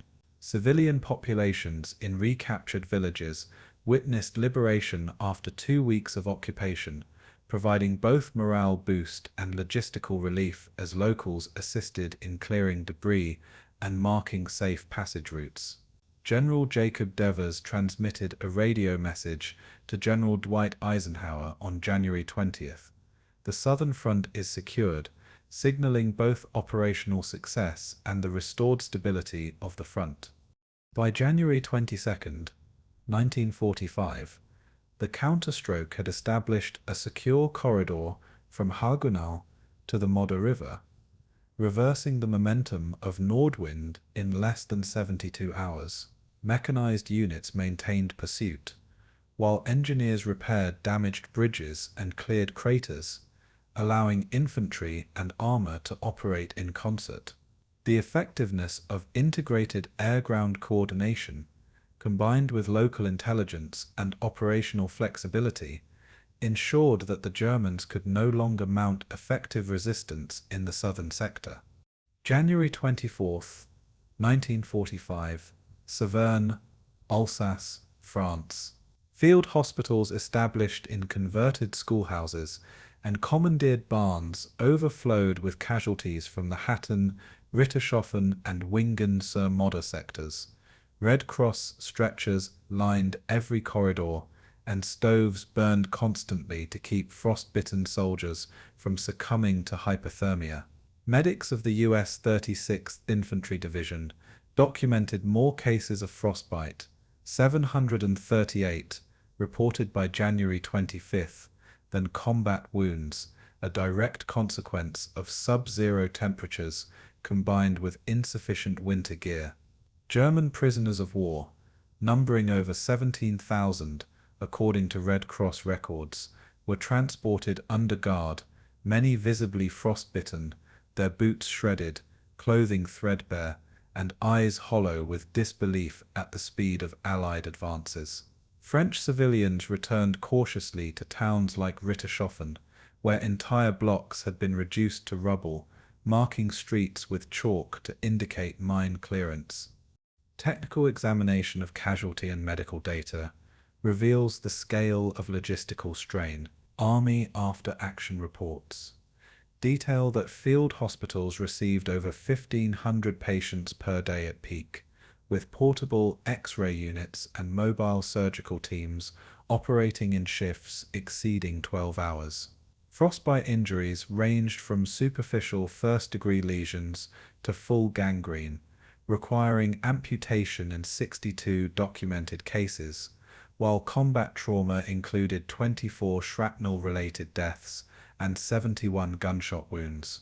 Comparatively, German military medical services, constrained by supply shortages and destroyed ambulances, often delayed treatment by 48 to 72 hours, exacerbating mortality rates among their troops. Evacuation convoys faced persistent artillery harassment, forcing triage officers to make rapid decisions on priority treatment and transport. The contrast between Allied and German operational health support illustrates broader disparities in wartime infrastructure. American medics utilized a rotating supply chain of portable surgical kits, refrigerated morphine stocks, and insulated transport vehicles, enabling continuous care along the front. Germans relied on improvised shelters and horse-drawn wagons, making evacuation of frostbitten soldiers over snow-choked roads both slow and perilous. Allied units could maintain a casualty recovery rate exceeding 85%, while German units reported attrition rates above 30% due to cold injuries alone. This comparison underscores how systemic preparation and resource allocation affected survival in extreme winter conditions. Field evidence further confirms the human cost of Hitler's final offensive. Red Cross inspection reports from January 26 note that German prisoners surrendered in staggered columns, many having marched 20 to 30 kilometers over frozen terrain without adequate rations, their Panzerschrecks and Karabiner 98 rifles abandoned along the route. Civilian accounts in Haguenau and Bischwiller describe returning families discovering their homes looted or burnt, forcing temporary shelter in partially destroyed schools or barns. Medics documented 38 cases of hypothermia in a single 24-hour window, with 2 fatalities among civilians caught in shellfire during evacuation. Post-war German officer testimonies, including Oberstleutnant Heinrich von Tresco of the 559th Volksgrenadier Division, emphasize exhaustion and disbelief at the strategic futility of Nordwind. Broader implications of these findings highlight the moral fatigue permeating both armies. Frostbite and malnutrition eroded combat efficiency as quickly as enemy fire, while repeated exposure to artillery barrages and street fighting sapped psychological resilience. Third Army and German Sixth Army reveal that while Americans leveraged engineering units to maintain supply lines and fortifications, Germans faced systemic collapse, unable to feed, clothe, or shelter their units effectively. Reports from Esche note that the offensive's human cost outweighed any territorial gains, with casualty estimates approaching 30,000 combined, demonstrating the disproportionate burden of Hitler's gamble. Additional supporting evidence is drawn from captured German documents and Red Cross communications. Letters from POWs describe starvation, frostbite, and disbelief at both the swiftness of Allied armoured advances and the lack of coherent orders, confirming the breakdown of Wehrmacht command at the operational level. Red Cross registers list 17,674 German prisoners by January 27th, with detailed records of injuries including frostbite, exposure, and minor combat wounds. Comparative analysis with U.S. wounded demonstrates that structured supply lines, forward surgical teams, and winterized equipment reduced American fatality rates to under 5% of total casualties, emphasizing the operational consequence of logistics and planning. Human consequences were immediate and harrowing.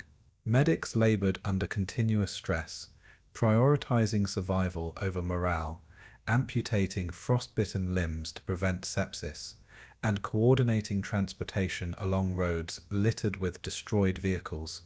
German soldiers, many in disbelief at their rapid collapse, wandered in shock through Allied rear areas, struggling with hunger and exhaustion, while civilians confronted the stark reality of their homes destroyed and communities fractured. Psychologically, the offensive left lasting trauma on all sides, a combination of exposure, combat, and the realization of futility that would be reflected in post-war memoirs and official histories. January 28, 1945, Saverne, Alsace, France. The aftermath of Nordwind was tangible. Evacuated villages, exhausted medics, and prisoners requiring constant care stood as evidence of the human cost of Hitler's final gamble. While the Allies secured territory and restored relative order, the true toll measured in frostbite, starvation, and psychological trauma underscored the brutal calculus of the offensive. January 25, 1945, Siegfried Line near Wissembourg, Germany, German 6th SS Mountain Division Nord, and elements of Army Group G withdrew under bitter cold, their tracked vehicles caked with frozen mud, engines stuttering from depleted fuel stores, and Panzerschreck launchers discarded along snow-choked roads. Blaskowitz's staff car, headlights dimmed to avoid Allied reconnaissance, navigated around demolished bridges spanning the Lota River, each explosion leaving jagged gaps in the concrete intended to slow the pursuing US 14th Armored Division. Soldiers moved in fragmented columns, many carrying packs reduced to shreds, while frost-bitten infantry clung to rifles weighed down by ice. Radio reports intercepted by Allied G2 noted shortages of ammunition, estimating less than 30% of original stockpiles remained in operational units. Post-action reports reveal the depth of logistical collapse.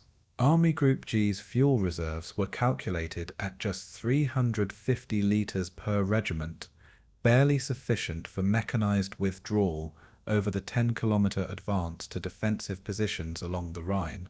Artillery units could fire only 30% of standard shells due to ammunition rationing, reducing indirect fire support to a fraction of combat requirements.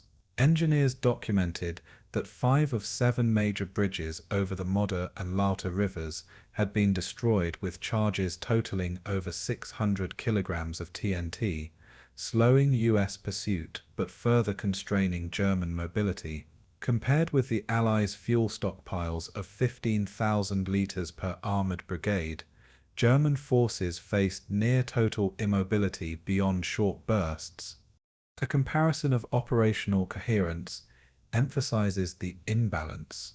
14th Armoured Division and French 2nd Armoured Division maintained daily logistical updates and coordinated air-ground strikes. German units lacked real-time communication, forcing commanders to rely on messengers over frozen, shell-pocked roads.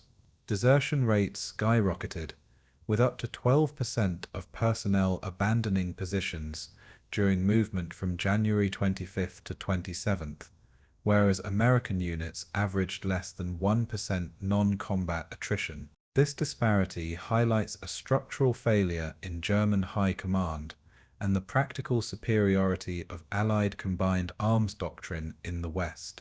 Field evidence from the retreat confirms the deteriorating condition of German formations. Reconnaissance photographs taken January 26th over Wissembourg show fragmented columns, abandoned half-tracks, and destroyed Panthers, each weighing 35 tons, blocking narrow forested passes. Interrogations of surrendered soldiers indicate exhaustion, frostbite, and hunger compounded by the impossibility of resupplying forward positions, a problem compounded by the destruction of fuel depots at Haguenau and Sufflenheim. German reports, including post-war interrogation of Oberstleutnant Fritz Becker, cite that mechanized units could move less than 5 kilometers per day under these conditions, exposing infantry to continuous Allied pressure. The broader operational implications become clear as the retreat mirrors the historical collapse of 1918. Units withdrawing in disarray evoke parallels with the Hindenburg Line retreat, where morale, logistics, and command coherence disintegrated simultaneously. Blaskowitz's report to Hitler on January 26 bluntly stated, "We have no more reserves," confirming the inability to mount further counterattacks. The Allies, benefiting from intact supply lines and mechanized mobility, advanced up to 20 kilometers in 24 hours, exploiting gaps in German defensive positions. This contrast underscores the decisive consequences of resource depletion and leadership fragmentation on battlefield outcomes. Additional supporting evidence highlights command reorganization attempts. General Feldmarschall Model instituted ad hoc corps groupings to stabilize the line, integrating remnants of the 553rd Volksgrenadier Division and elements of Himmler's Waffen-SS detachments. Post-war analysis of communication logs reveals that radio traffic was sporadic, with less than 40% of orders reaching frontline units in time for execution. Desertion and unit fragmentation persisted despite these efforts, emphasizing that structural reorganization could not compensate for severe logistical shortages. Comparisons with US units, maintaining 95% order transmission efficiency, illustrate the operational gulf between the sides. Human and operational consequences were immediate and stark. German soldiers suffered frostbite, hunger, and psychological strain while traversing destroyed bridges and shell-cratered roads, with many leaving weapons and vehicles behind to lighten loads. Commanders faced impossible choices between delaying Allied advances or preserving remaining forces, often resulting in fragmented defensive pockets along the Rhine. Civilians in towns like Leuterberg witnessed retreating troops abandoning equipment, with some soldiers collapsing on roadways, their fatigue and cold a visible testament to the collapse of organized resistance. January 27, 1945, Rhine banks near Lauterberg, Germany. The retreat to the Rhine marked the definitive failure of Nordwind and the beginning of Germany's total military collapse in the West. While bridges were demolished and rearguard actions attempted to slow pursuit, the combined effects of logistical exhaustion, high desertion rates, and command fragmentation ensured that Army Group G could no longer mount coherent defense. Post-war interrogation reports, Allied reconnaissance logs, and Red Cross accounts collectively confirm that Nordwind's failure eroded both operational capability and morale. January 28, 1945, Berlin Propaganda Ministry, Joseph Goebbels' office. Goebbels adjusted microphone serial number RM1234 on Reichsrundfunkgesellschaft transmitter 42, preparing to broadcast the declaration of a defensive victory in Alsace, even as Army Group G disintegrated along the Rhine. Maps displayed behind him showed Alsace in solid German colors, yet field reports indicated shattered bridges, abandoned Panther tanks, and scattered units barely holding coherent positions. Newspapers printed January 28th, including the Völkischer Beobachter issue 340/45, depicted falsified front lines in exaggerated reds and blacks, while Gestapo reports measured civilian morale at 28% for urban centers and 42% in rural villages. Families across the Reich received telegrams of casualties and frostbite injuries from Alsace on the same day, the contradictions between victory slogans and grim reality impossible to reconcile. Technical examination of propaganda operations reveals the methods behind this illusion. Goebbels relied on pre-printed maps, modified with red overlays to simulate secure front lines, exaggerating troop presence by approximately 15 divisions in Alsace, despite only 5 combat-effective formations remaining. Radio bulletins scheduled 3 times daily, totaling 90 minutes, combined with front-page print headlines such as "The West Holds," created a facade of strategic control. Comparatively, Allied intelligence had mapped the region using aerial reconnaissance photographs, serial numbers A1047 and A1053, revealing less than 30% of claimed German positions actually occupied. The deliberate manipulation of visual and auditory information created cognitive dissonance for German civilians and soldiers alike. Comparison with Allied and Soviet information strategies emphasizes differences in methodology. G2, and British Mi-14 cross-referenced photographic intelligence with field reports. Soviet counter-propaganda after Stalingrad in 1943 similarly employed inflated victory claims, yet combined these with operational deception that often misled Axis forces. German propaganda operated without field verification, resulting in immediate exposure when news of bridge demolitions and captured towns contradicted official reports. This gap between claim and reality eroded trust, leaving the population and military personnel increasingly skeptical of central communications. Field evidence illustrates the impact of these distortions. Red Cross correspondence from January 28th documented 17,000 POWs from Nordwind, many frostbitten and malnourished, juxtaposed with Goebbels' broadcast claiming complete operational success. Interrogations of German soldiers conducted post-war by CS revealed confusion and disbelief, with multiple units citing instructions based on propaganda maps, only to discover that positions depicted as secure were occupied by American forces. Reports from the 14th Armored Division confirmed over 50 abandoned vehicles along the Lothar River and Siegfried Line, including 12 Panthers and 8 Jagd Panthers, highlighting the chasm between portrayed stability and operational collapse. Broader implications became visible in civilian life. Gestapo morale metrics extracted from letters, surveillance of public gatherings, and ration complaint logs showed urban confidence dropping to 24% in Berlin and 28% in Hamburg, while rural towns fluctuated between 32 and 40%.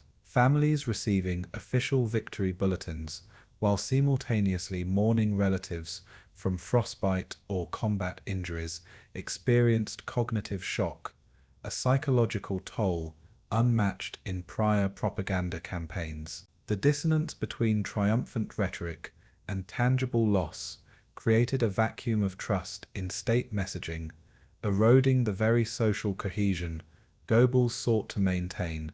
Additional supporting evidence comes from internal ministry memos, including diary entry RM 2212 dated January 28th, where Goebbels noted concern that frontline soldiers might no longer believe in the cause as rumors of retreat spread faster than official bulletins. Civilian circulation of handwritten notes, banned newspapers, and clandestine radio reception indicated that alternative narratives were penetrating despite strict monitoring. Comparisons with Allied morale operations demonstrate that even controlled misinformation requires alignment with observable reality, a principle neglected in Berlin's hurried broadcasts.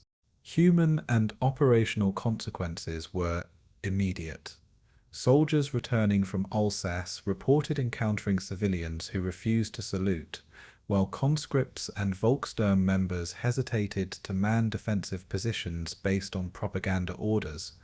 Military leaders, including General Blaskowitz and subordinate divisional commanders, recorded that units were increasingly incapable of coordinated action due to disbelief in official claims of victory. Supply coordination suffered as local authorities prioritized surviving the propaganda-induced confusion over operational necessities, further straining the already depleted logistical network. January 29th, 1945, Berlin, Propaganda Ministry, Joseph Goebbels' office. The facade of a victorious West had crumbled in practice, though headlines continued to trumpet success. The gap between propaganda and battlefield reality illustrated the tragic irony of the regime, an empire proclaiming triumph while its armies disintegrated and civilians mourned. Post-war analysis of Goebbels' diary, SEU field reports, and Red Cross correspondence confirms that the propaganda victory was a brittle construct. January 15th, 1945, Oberkommando der Wehrmacht Headquarters, Zossen, Brandenburg, OKW Conference Room.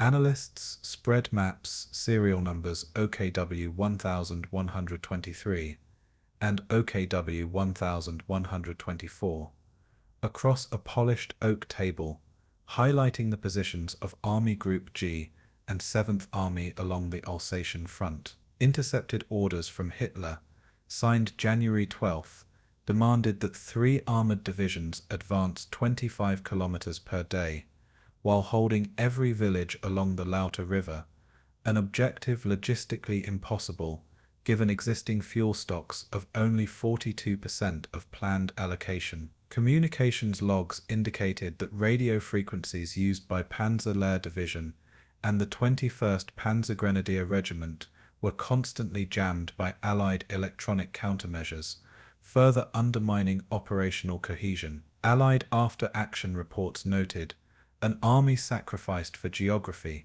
capturing the cumulative failure of Nordwind to achieve even minimal strategic objectives. Close examination of the operational plans reveals the depth of the dissonance between intention and capability. OKW minutes dated January 12th, document number RM453, show Hitler insisted on simultaneous flanking maneuvers while allocating only 35 trucks per division for supply lines, barely enough to move ammunition and rations. Orders required coordination between armoured units, with engine power averaging 1200 horsepower and infantry divisions limited to 35 kilometers of snowbound roads daily. Comparatively, Allied mechanized units, like the U.S. 14th Armored Division, maintained 1,400 horsepower engines supported by coordinated air-ground logistics, achieving 42 kilometers per day under similar weather conditions. The technical mismatch between planned movement and actual capacity rendered the offensive conceptually hollow. When contrasted with prior operations, the flaws become clearer. Nordwind's intended rapid envelopment mirrored aspects of the Ardennes offensive in December 1944, yet the Ardennes had benefited from centralized fuel depots, intact bridges, and clear skies for air reconnaissance. Nordwind, by contrast, relied on fractured communications and partially destroyed rail lines, creating a situation in which unit commanders improvised orders in isolation. This disjunction reveals not merely operational misjudgment, but a systemic detachment from reality at the highest levels, highlighting the strategic blindness unique to Hitler's command style. Field evidence substantiates these analytical conclusions. Post-war interrogations of Jodl and Keitel in May 1945 confirm that frontline divisions never received the full complement of 27,000 rounds of artillery shells initially planned, with actual delivery averaging just 11,000 per division. Reconnaissance from Schaff intercepted daily logs reporting destroyed bridges over the Modder and Lauter rivers, with only 27% of scheduled crossings passable. Casualty reports for the period between January 20th and 25th indicate nearly 30,000 combined losses, of which 65% were incurred during uncoordinated withdrawals. The disparity between planned gains of 25 kilometers per day and actual advance of 5 kilometers exposed the operational fantasy underpinning Hitler's orders. Broader implications became evident as intelligence assessments were compiled. Maps showing unrealistic operational timelines overlaid with fuel consumption data revealed a cumulative deficit of 45%, meaning that even if German units had not been engaged by Allied forces, the offensive could not have been sustained beyond 72 hours. Analysts noted that morale declined as soldiers realized that objectives could not be achieved without catastrophic risk. The juxtaposition of ideological insistence on holding villages with logistical impossibility highlighted a command culture prioritizing symbolic occupation over pragmatic survival. Further evidence emerges from OKW internal communications. Meeting notes dated January 12 show repeated appeals by General Oberst Blaskowitz for rationalization of orders, emphasizing that Panzer Lehr Division's fuel reserves would only support 10 kilometers of forward movement under current weather and terrain conditions. Allied intelligence reports, Sechaf document A5023, corroborate that supply columns were immobilized on frozen roads for up to 48 hours, resulting in artillery units firing only 32% of their assigned ammunition. Comparison with Allied planning, which integrated predictable winter conditions and prioritized fuel allocation, underscores the operational superiority derived from logistical realism rather than strategic ambition. Human and operational consequences were severe.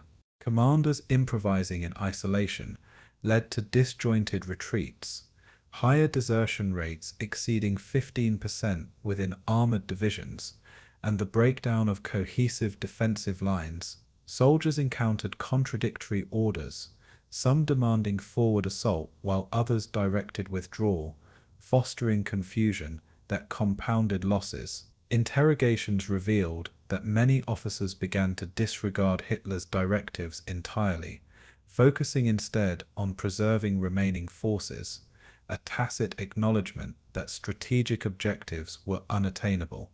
January 16th, 1945, SHAF Headquarters, Versailles, France.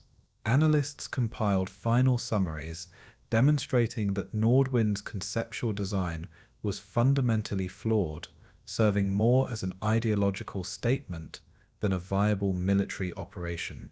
The juxtaposition of Hitler's orders, OKW meeting minutes, and field performance confirmed that the offensive revealed systemic detachment from operational reality. January 24th, 1945, Hatten village outskirts, Alsace, France. M4, A3 Sherman tank, serial number 78412, sat half buried in snow, its 72mm gun barrel frosted over, while German PS KPF W4s from the 21st Panzer Division circled in intermittent reconnaissance sweeps.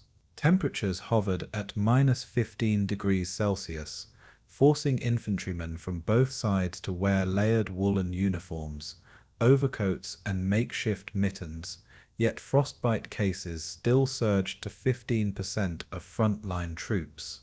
Letters collected by the Red Cross from January 22nd to 24th describe soldiers rationing ammunition to 10 rounds per rifle per day, carefully calculating every shot to defend their sector. Field reports note that both American and German artillery crews struggled to maintain heat in firing mechanisms, resulting in a 10 to 15% reduction in operational rate. Technical details reveal the brutal calculus of survival under extreme winter conditions. The German 7.5 cm Park 48 anti-tank gun required continuous barrel warming to prevent shell misfires, while the Sherman 62 caliber main gun experienced hydraulic fluid viscosity issues that slowed reload cycles. Engineers documented that improvised stoves burning wooden fuel cans could raise ambient temperatures around positions by only 5 degrees Celsius, insufficient for prolonged comfort. Comparatively, US units implemented preheated shell storage using chemical warming packs, increasing fire efficiency by 9% over German equivalents. Operationally, this small technical advantage allowed American units to maintain more consistent suppression of German positions. Comparisons extend beyond equipment to tactical endurance and morale.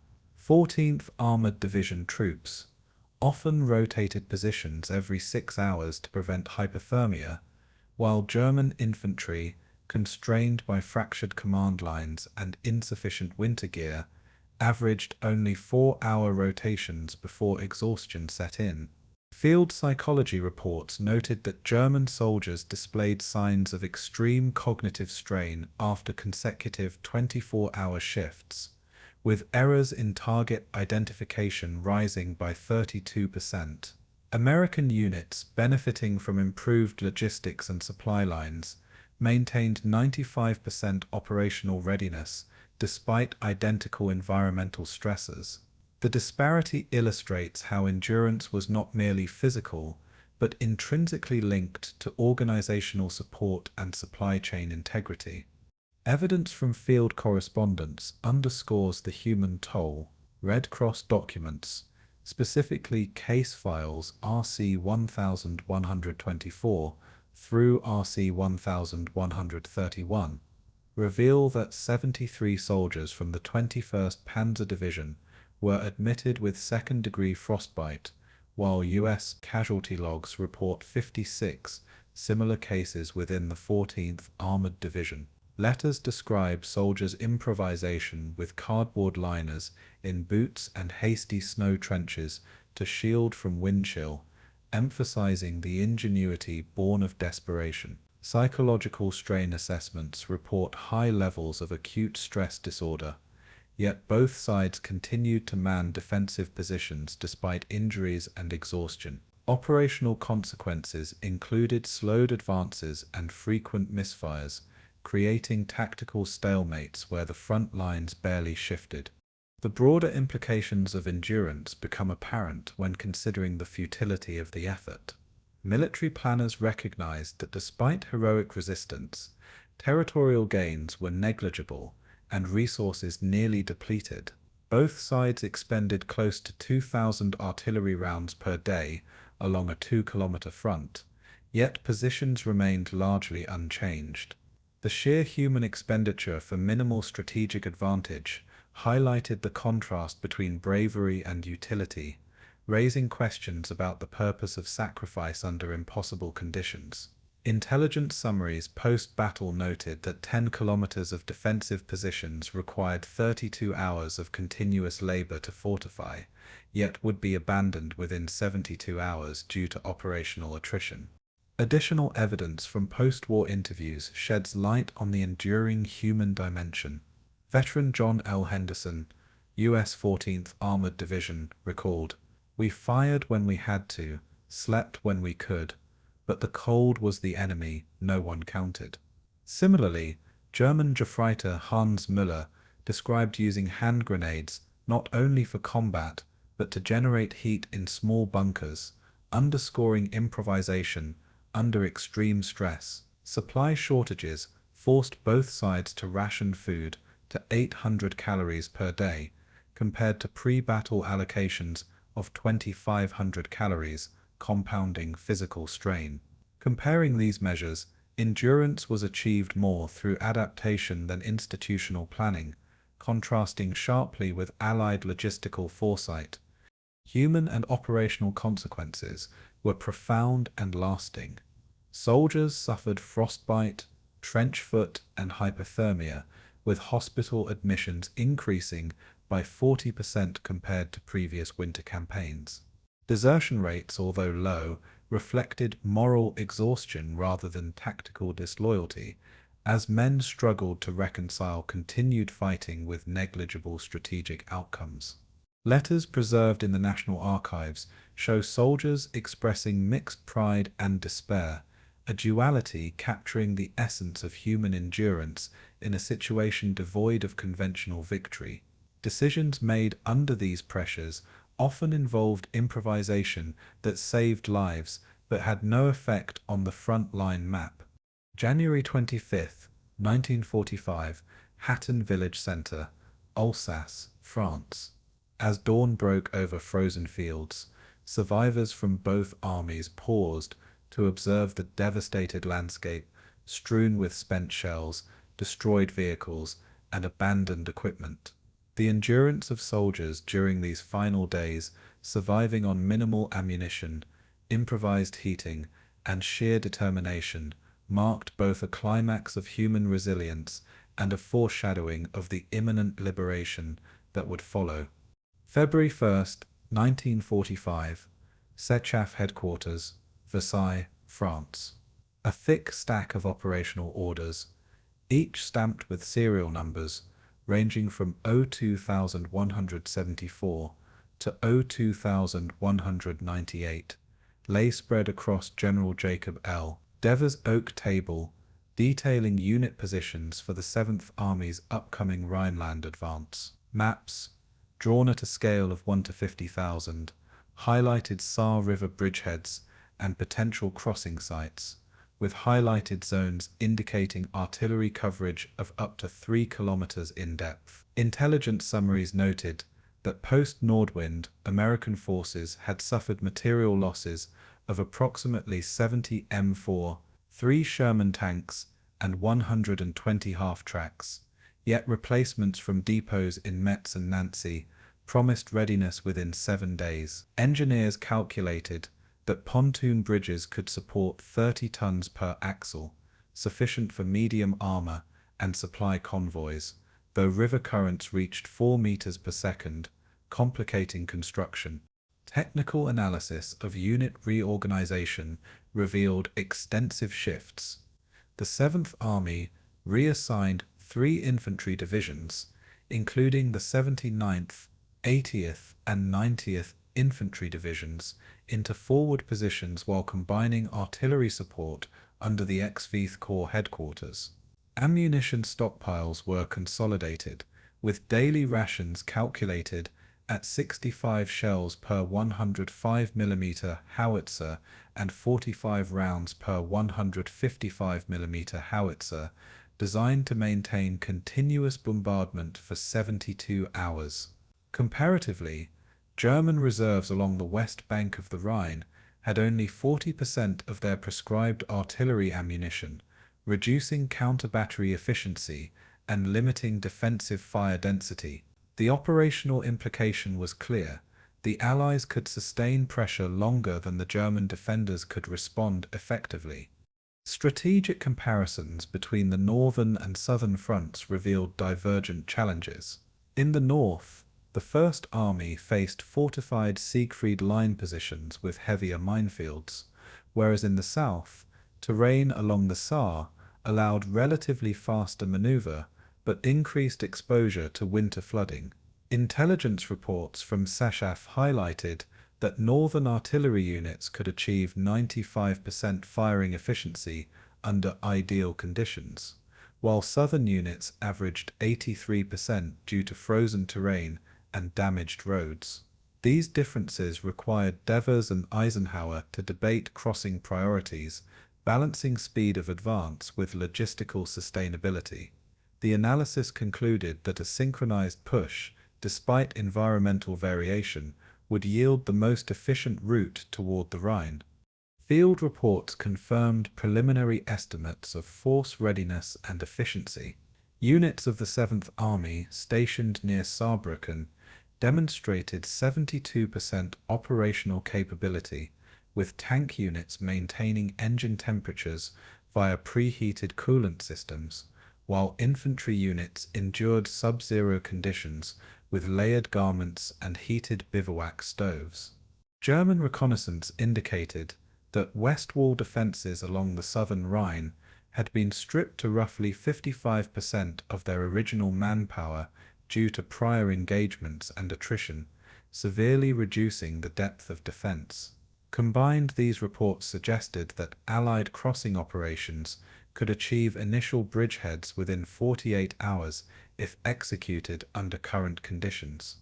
The broader strategic implications became evident as planners evaluated potential delays.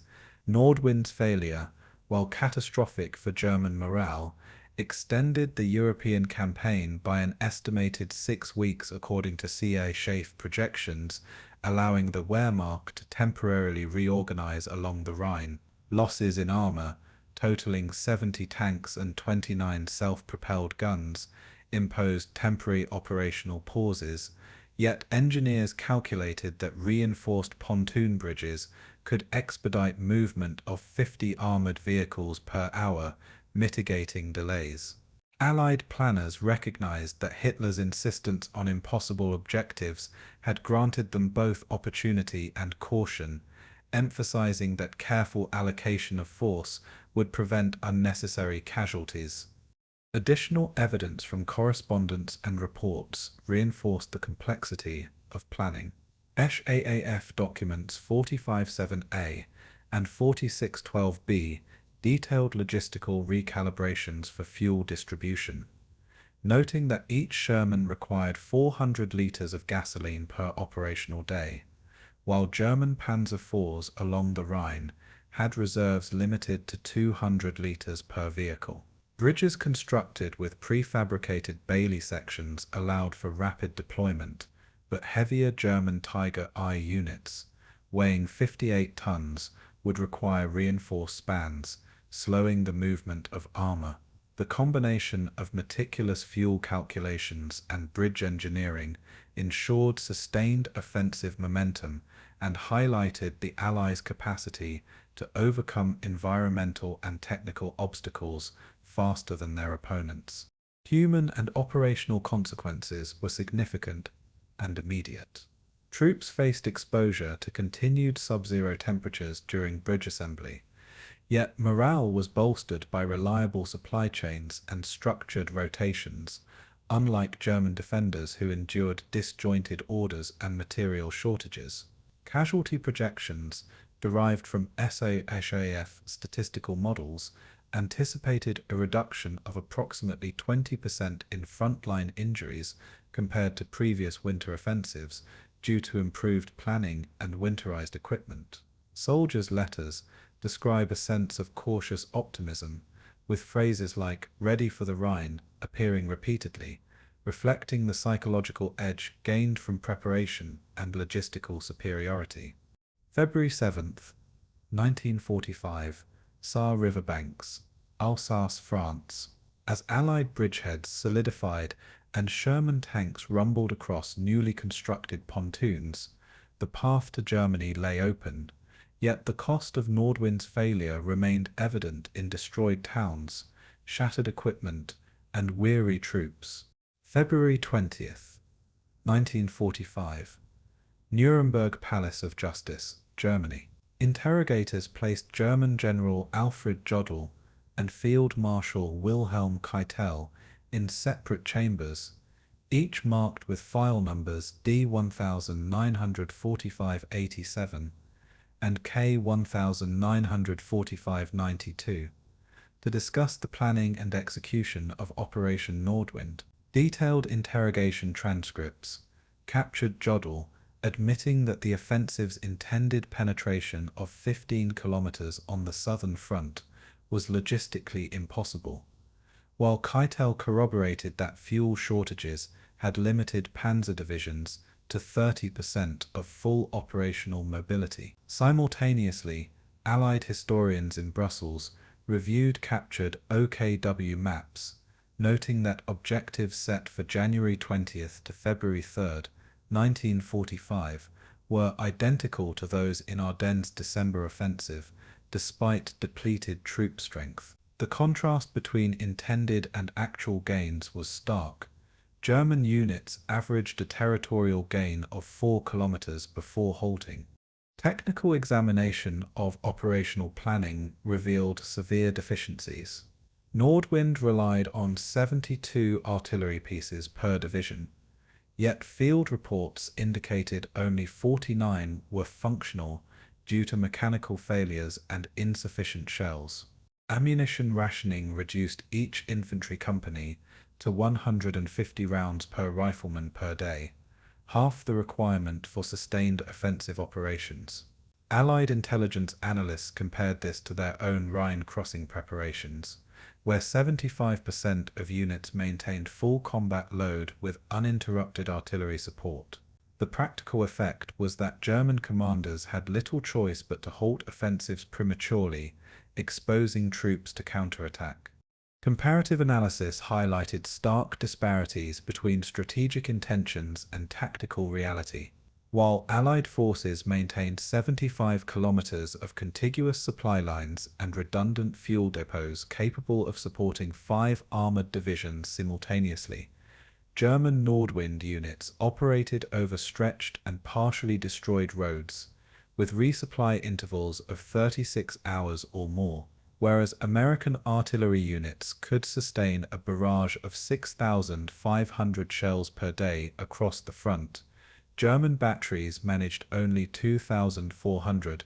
These discrepancies revealed that the Wehrmacht's last offensive was undermined by material constraints far exceeding those faced by their opponents, leaving strategic objectives unattainable despite ideological commitment. Field evidence corroborated the technical and comparative findings. After-action reports documented that the 5th Panzer Army had lost 38% of its tanks in less than 7 days, while infantry divisions suffered 2,200 casualties, including 300 taken prisoner near Hatten. Red Cross records detailed the evacuation of 1,200 wounded and frostbitten soldiers from the Colmar sector, where temperatures averaged -14 degrees Celsius. German supply columns averaged 22 kilometers per day due to damaged bridges and minefields, whereas Allied units moved at 40 kilometers daily with minimal attrition.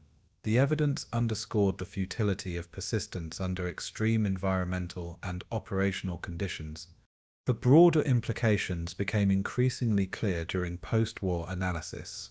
Nordwind demonstrated that Hitler's insistence on offensive operations, even with insufficient reserves, had exhausted Germany's strategic depth, leaving the Rhine vulnerable.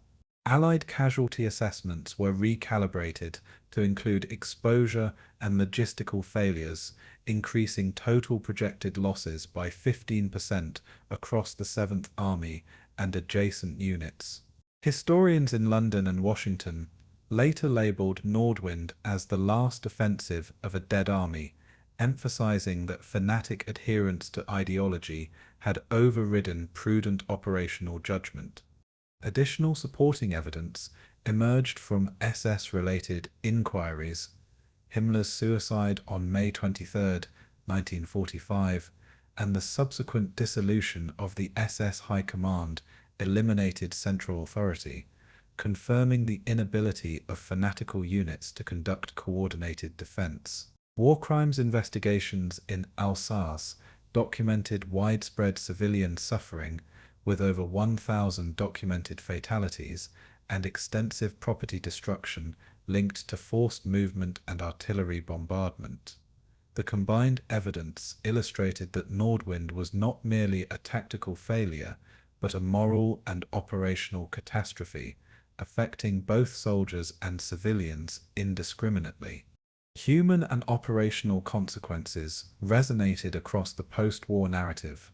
Soldiers from both sides described psychological strain, with letters and memoirs recounting fear, exhaustion, and the sense of fighting for an unattainable objective. US veterans noted the contrast between enduring cold and witnessing disorganized German retreats, while German soldiers reflected on the futility of following orders that led to decimated units and abandoned positions. The reconciliation of bravery with operational failure became a recurring theme in historical accounts, highlighting the human cost of ideological obsession. March 1st, 1950. University of Munich, Germany. As historians convened to evaluate Nordwind's place in military history, the campaign emerged as a cautionary tale of fanatic command undermining strategy. The surviving records, from Jodel's transcripts to Sechev reports, underscored how rigid adherence to Hitler's directives had created a cascade of failures, leaving the Rhine exposed and Axis forces demoralized. January 10th, 2025. Hatten, Alsace, France. Snow clung to the jagged remnants of the Maginot Line bunkers, half-buried memorial crosses, marking where the 5th Panzer Army had once stalled beneath frozen oak trees. Archaeologists from the University of Strasbourg recorded coordinates of spent artillery shells, German Stahlhelm fragments, and collapsed dugouts with centimeter precision, referencing battlefield logs captured by the US 7th Army in February 1945. Local guides led visitors past the remains of trenches lined with frozen barbed wire, explaining how temperatures averaged -15 degrees Celsius during the last days of fighting. Hand-painted plaques identified units such as the 21st Panzer Division and the 553rd Volksgrenadier Regiment, giving a tactile sense of scale to a battle often overlooked in mainstream memory. Detailed examinations of the terrain revealed the operational difficulties faced by both sides. Maps drawn from wartime reconnaissance, including CSHAF files S1487 and S1493, showed German attempts to seize a network of 12 villages within a 10-kilometer radius.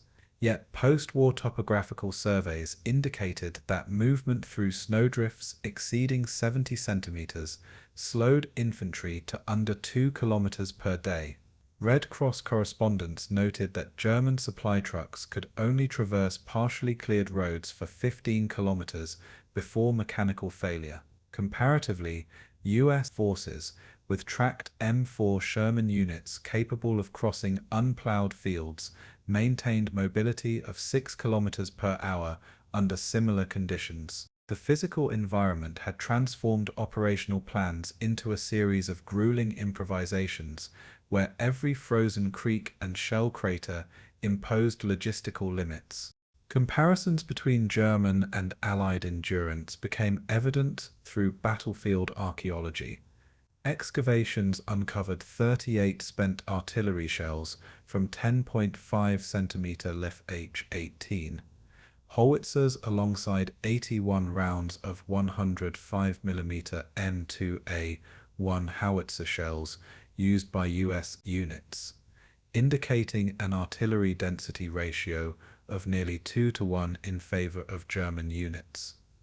However, U.S. troops benefited from continuous supply lines and insulated winter uniforms, while German soldiers endured makeshift garments, exposing them to frostbite rates exceeding 15% within frontline companies. Operational consequences were profound.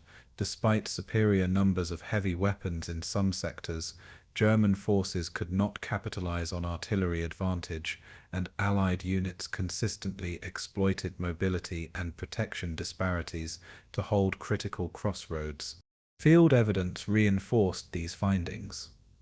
A survey of the Hatten sector indicated that the German 553rd Volksgrenadier Regiment suffered 334 casualties over 4 days, while U.S. 14th Armored Division recorded 247, despite facing numerically equal opposition. Frostbite alone accounted for 49 hospitalizations on the German side, according to local Red Cross archives. Physical markers, such as the collapsed wooden bridge over the Modder River, demonstrated the effect of environmental stress on tactical options, where destroyed infrastructure delayed counterattacks and reshaped supply routes. Every shell crater and ice-covered trench told the story of attrition as much as combat. Broader implications emerged during memorial and historical reviews. Efforts by German-French cooperative committees preserved 11 former Maginot Line bunkers and reconstructed 6 kilometers of defensive trenches, allowing descendants and visitors to understand the scale of sacrifice. Survivor demographics compiled by the Centre de Documentation Historique de l'Alsace estimated that fewer than 220 veterans of the Nordwind offensive remained in the region by 2025. Historians emphasized that the battle's relative obscurity in public consciousness contrasted sharply with its intensity, highlighting a tension between remembrance and forgetting. Educational programs used original SHAF photographs to illustrate how terrain and logistics defined outcomes as decisively as tactics. Additional evidence emerged from interviews with local residents maintaining wartime relics.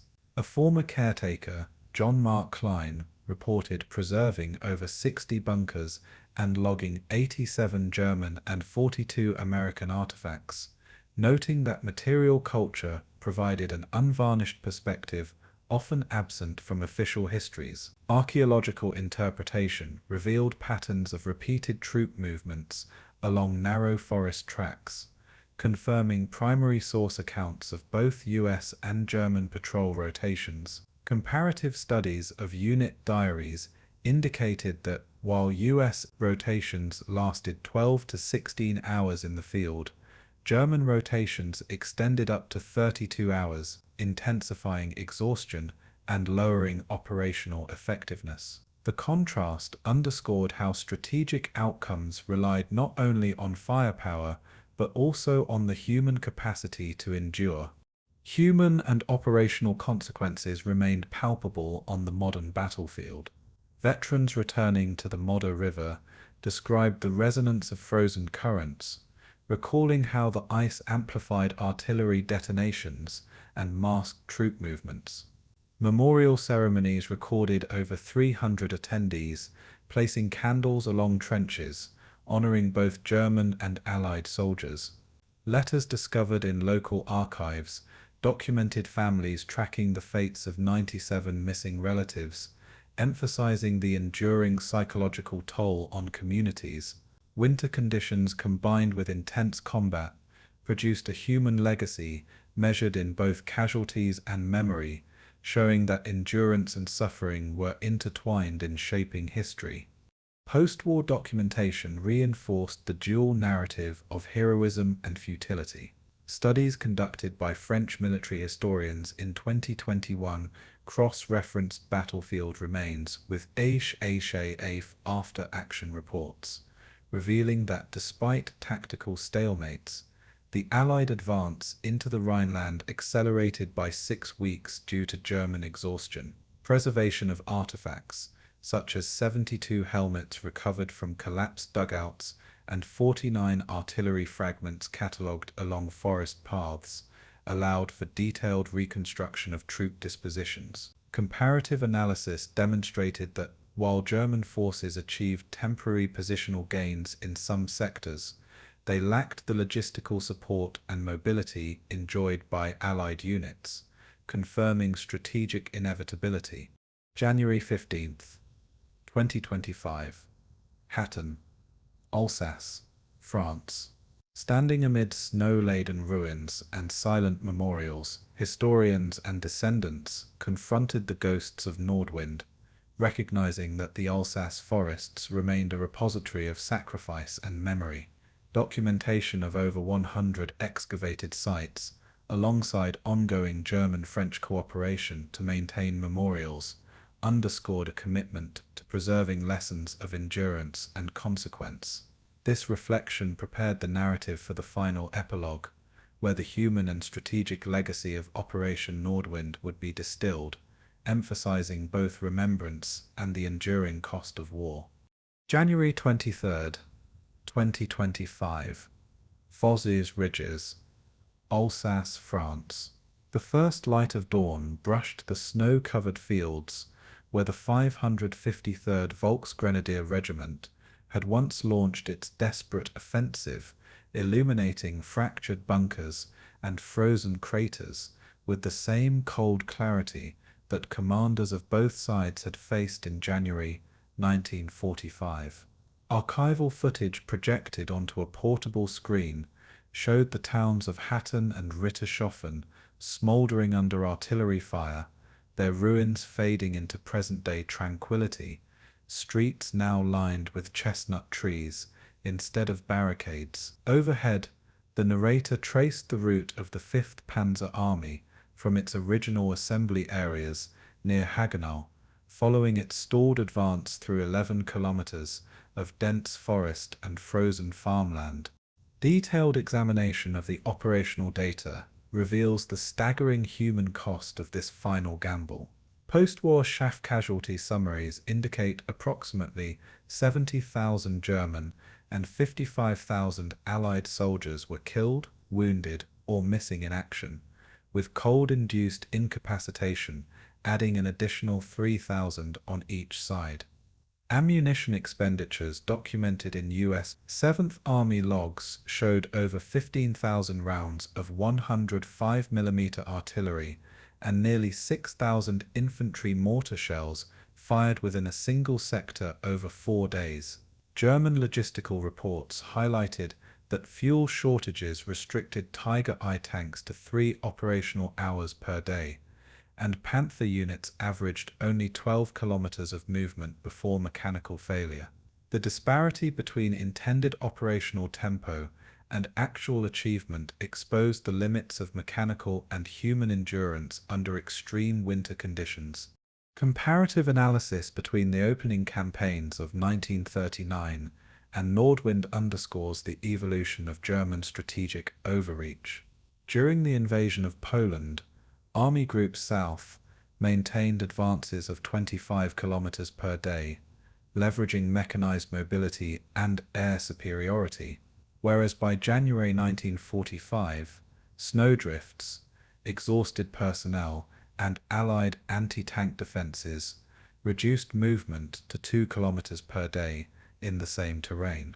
Allied forces, by contrast, retained continuous supply chains and reinforced armored mobility, enabling flexible responses to German thrusts. These differences illustrate how early blitzkrieg principles could no longer overcome the combination of logistical collapse and battlefield attrition facing the Wehrmacht. Field surveys conducted along the Hatten sector corroborate the scale of exhaustion and attrition. Aerial reconnaissance photographs from January 22, 1945, paired with modern geospatial mapping, reveal collapsed bridges over the Modder River, frozen marshlands, and craters that hindered vehicular movement. Infantry diaries from the U.S. 14th Armored Division reported that half of all replacements arrived suffering from frostbite or trench foot, further reducing combat effectiveness. German field communiques indicated morale collapse within the 21st Panzer Division, despite intact artillery positions, with leadership notes emphasizing that enemy will is unbroken while our own is spent. Tactical gains became irrelevant as operational capacity eroded under continuous stress and environmental hazard. Broader implications emerge when considering strategic irrelevance versus human cost. Historians at the U.S. Army Center of Military History note that Nordwind's offensive failed to alter the broader trajectory of the Western Front, delaying the Allied advance into Germany by approximately 6 weeks at the expense of over 125,000 combined casualties. Contemporary analysis of supply requisitions shows that German units depleted 300 tons of fuel and 400 tons of ammunition in an ultimately futile effort to hold Alsace villages. The juxtaposition of these figures underscores a recurring pattern. The regime prioritized symbolic objectives over practical military necessity, sacrificing tens of thousands in pursuit of illusions. Additional evidence from post-war survivor interviews provides perspective on endurance and human experience.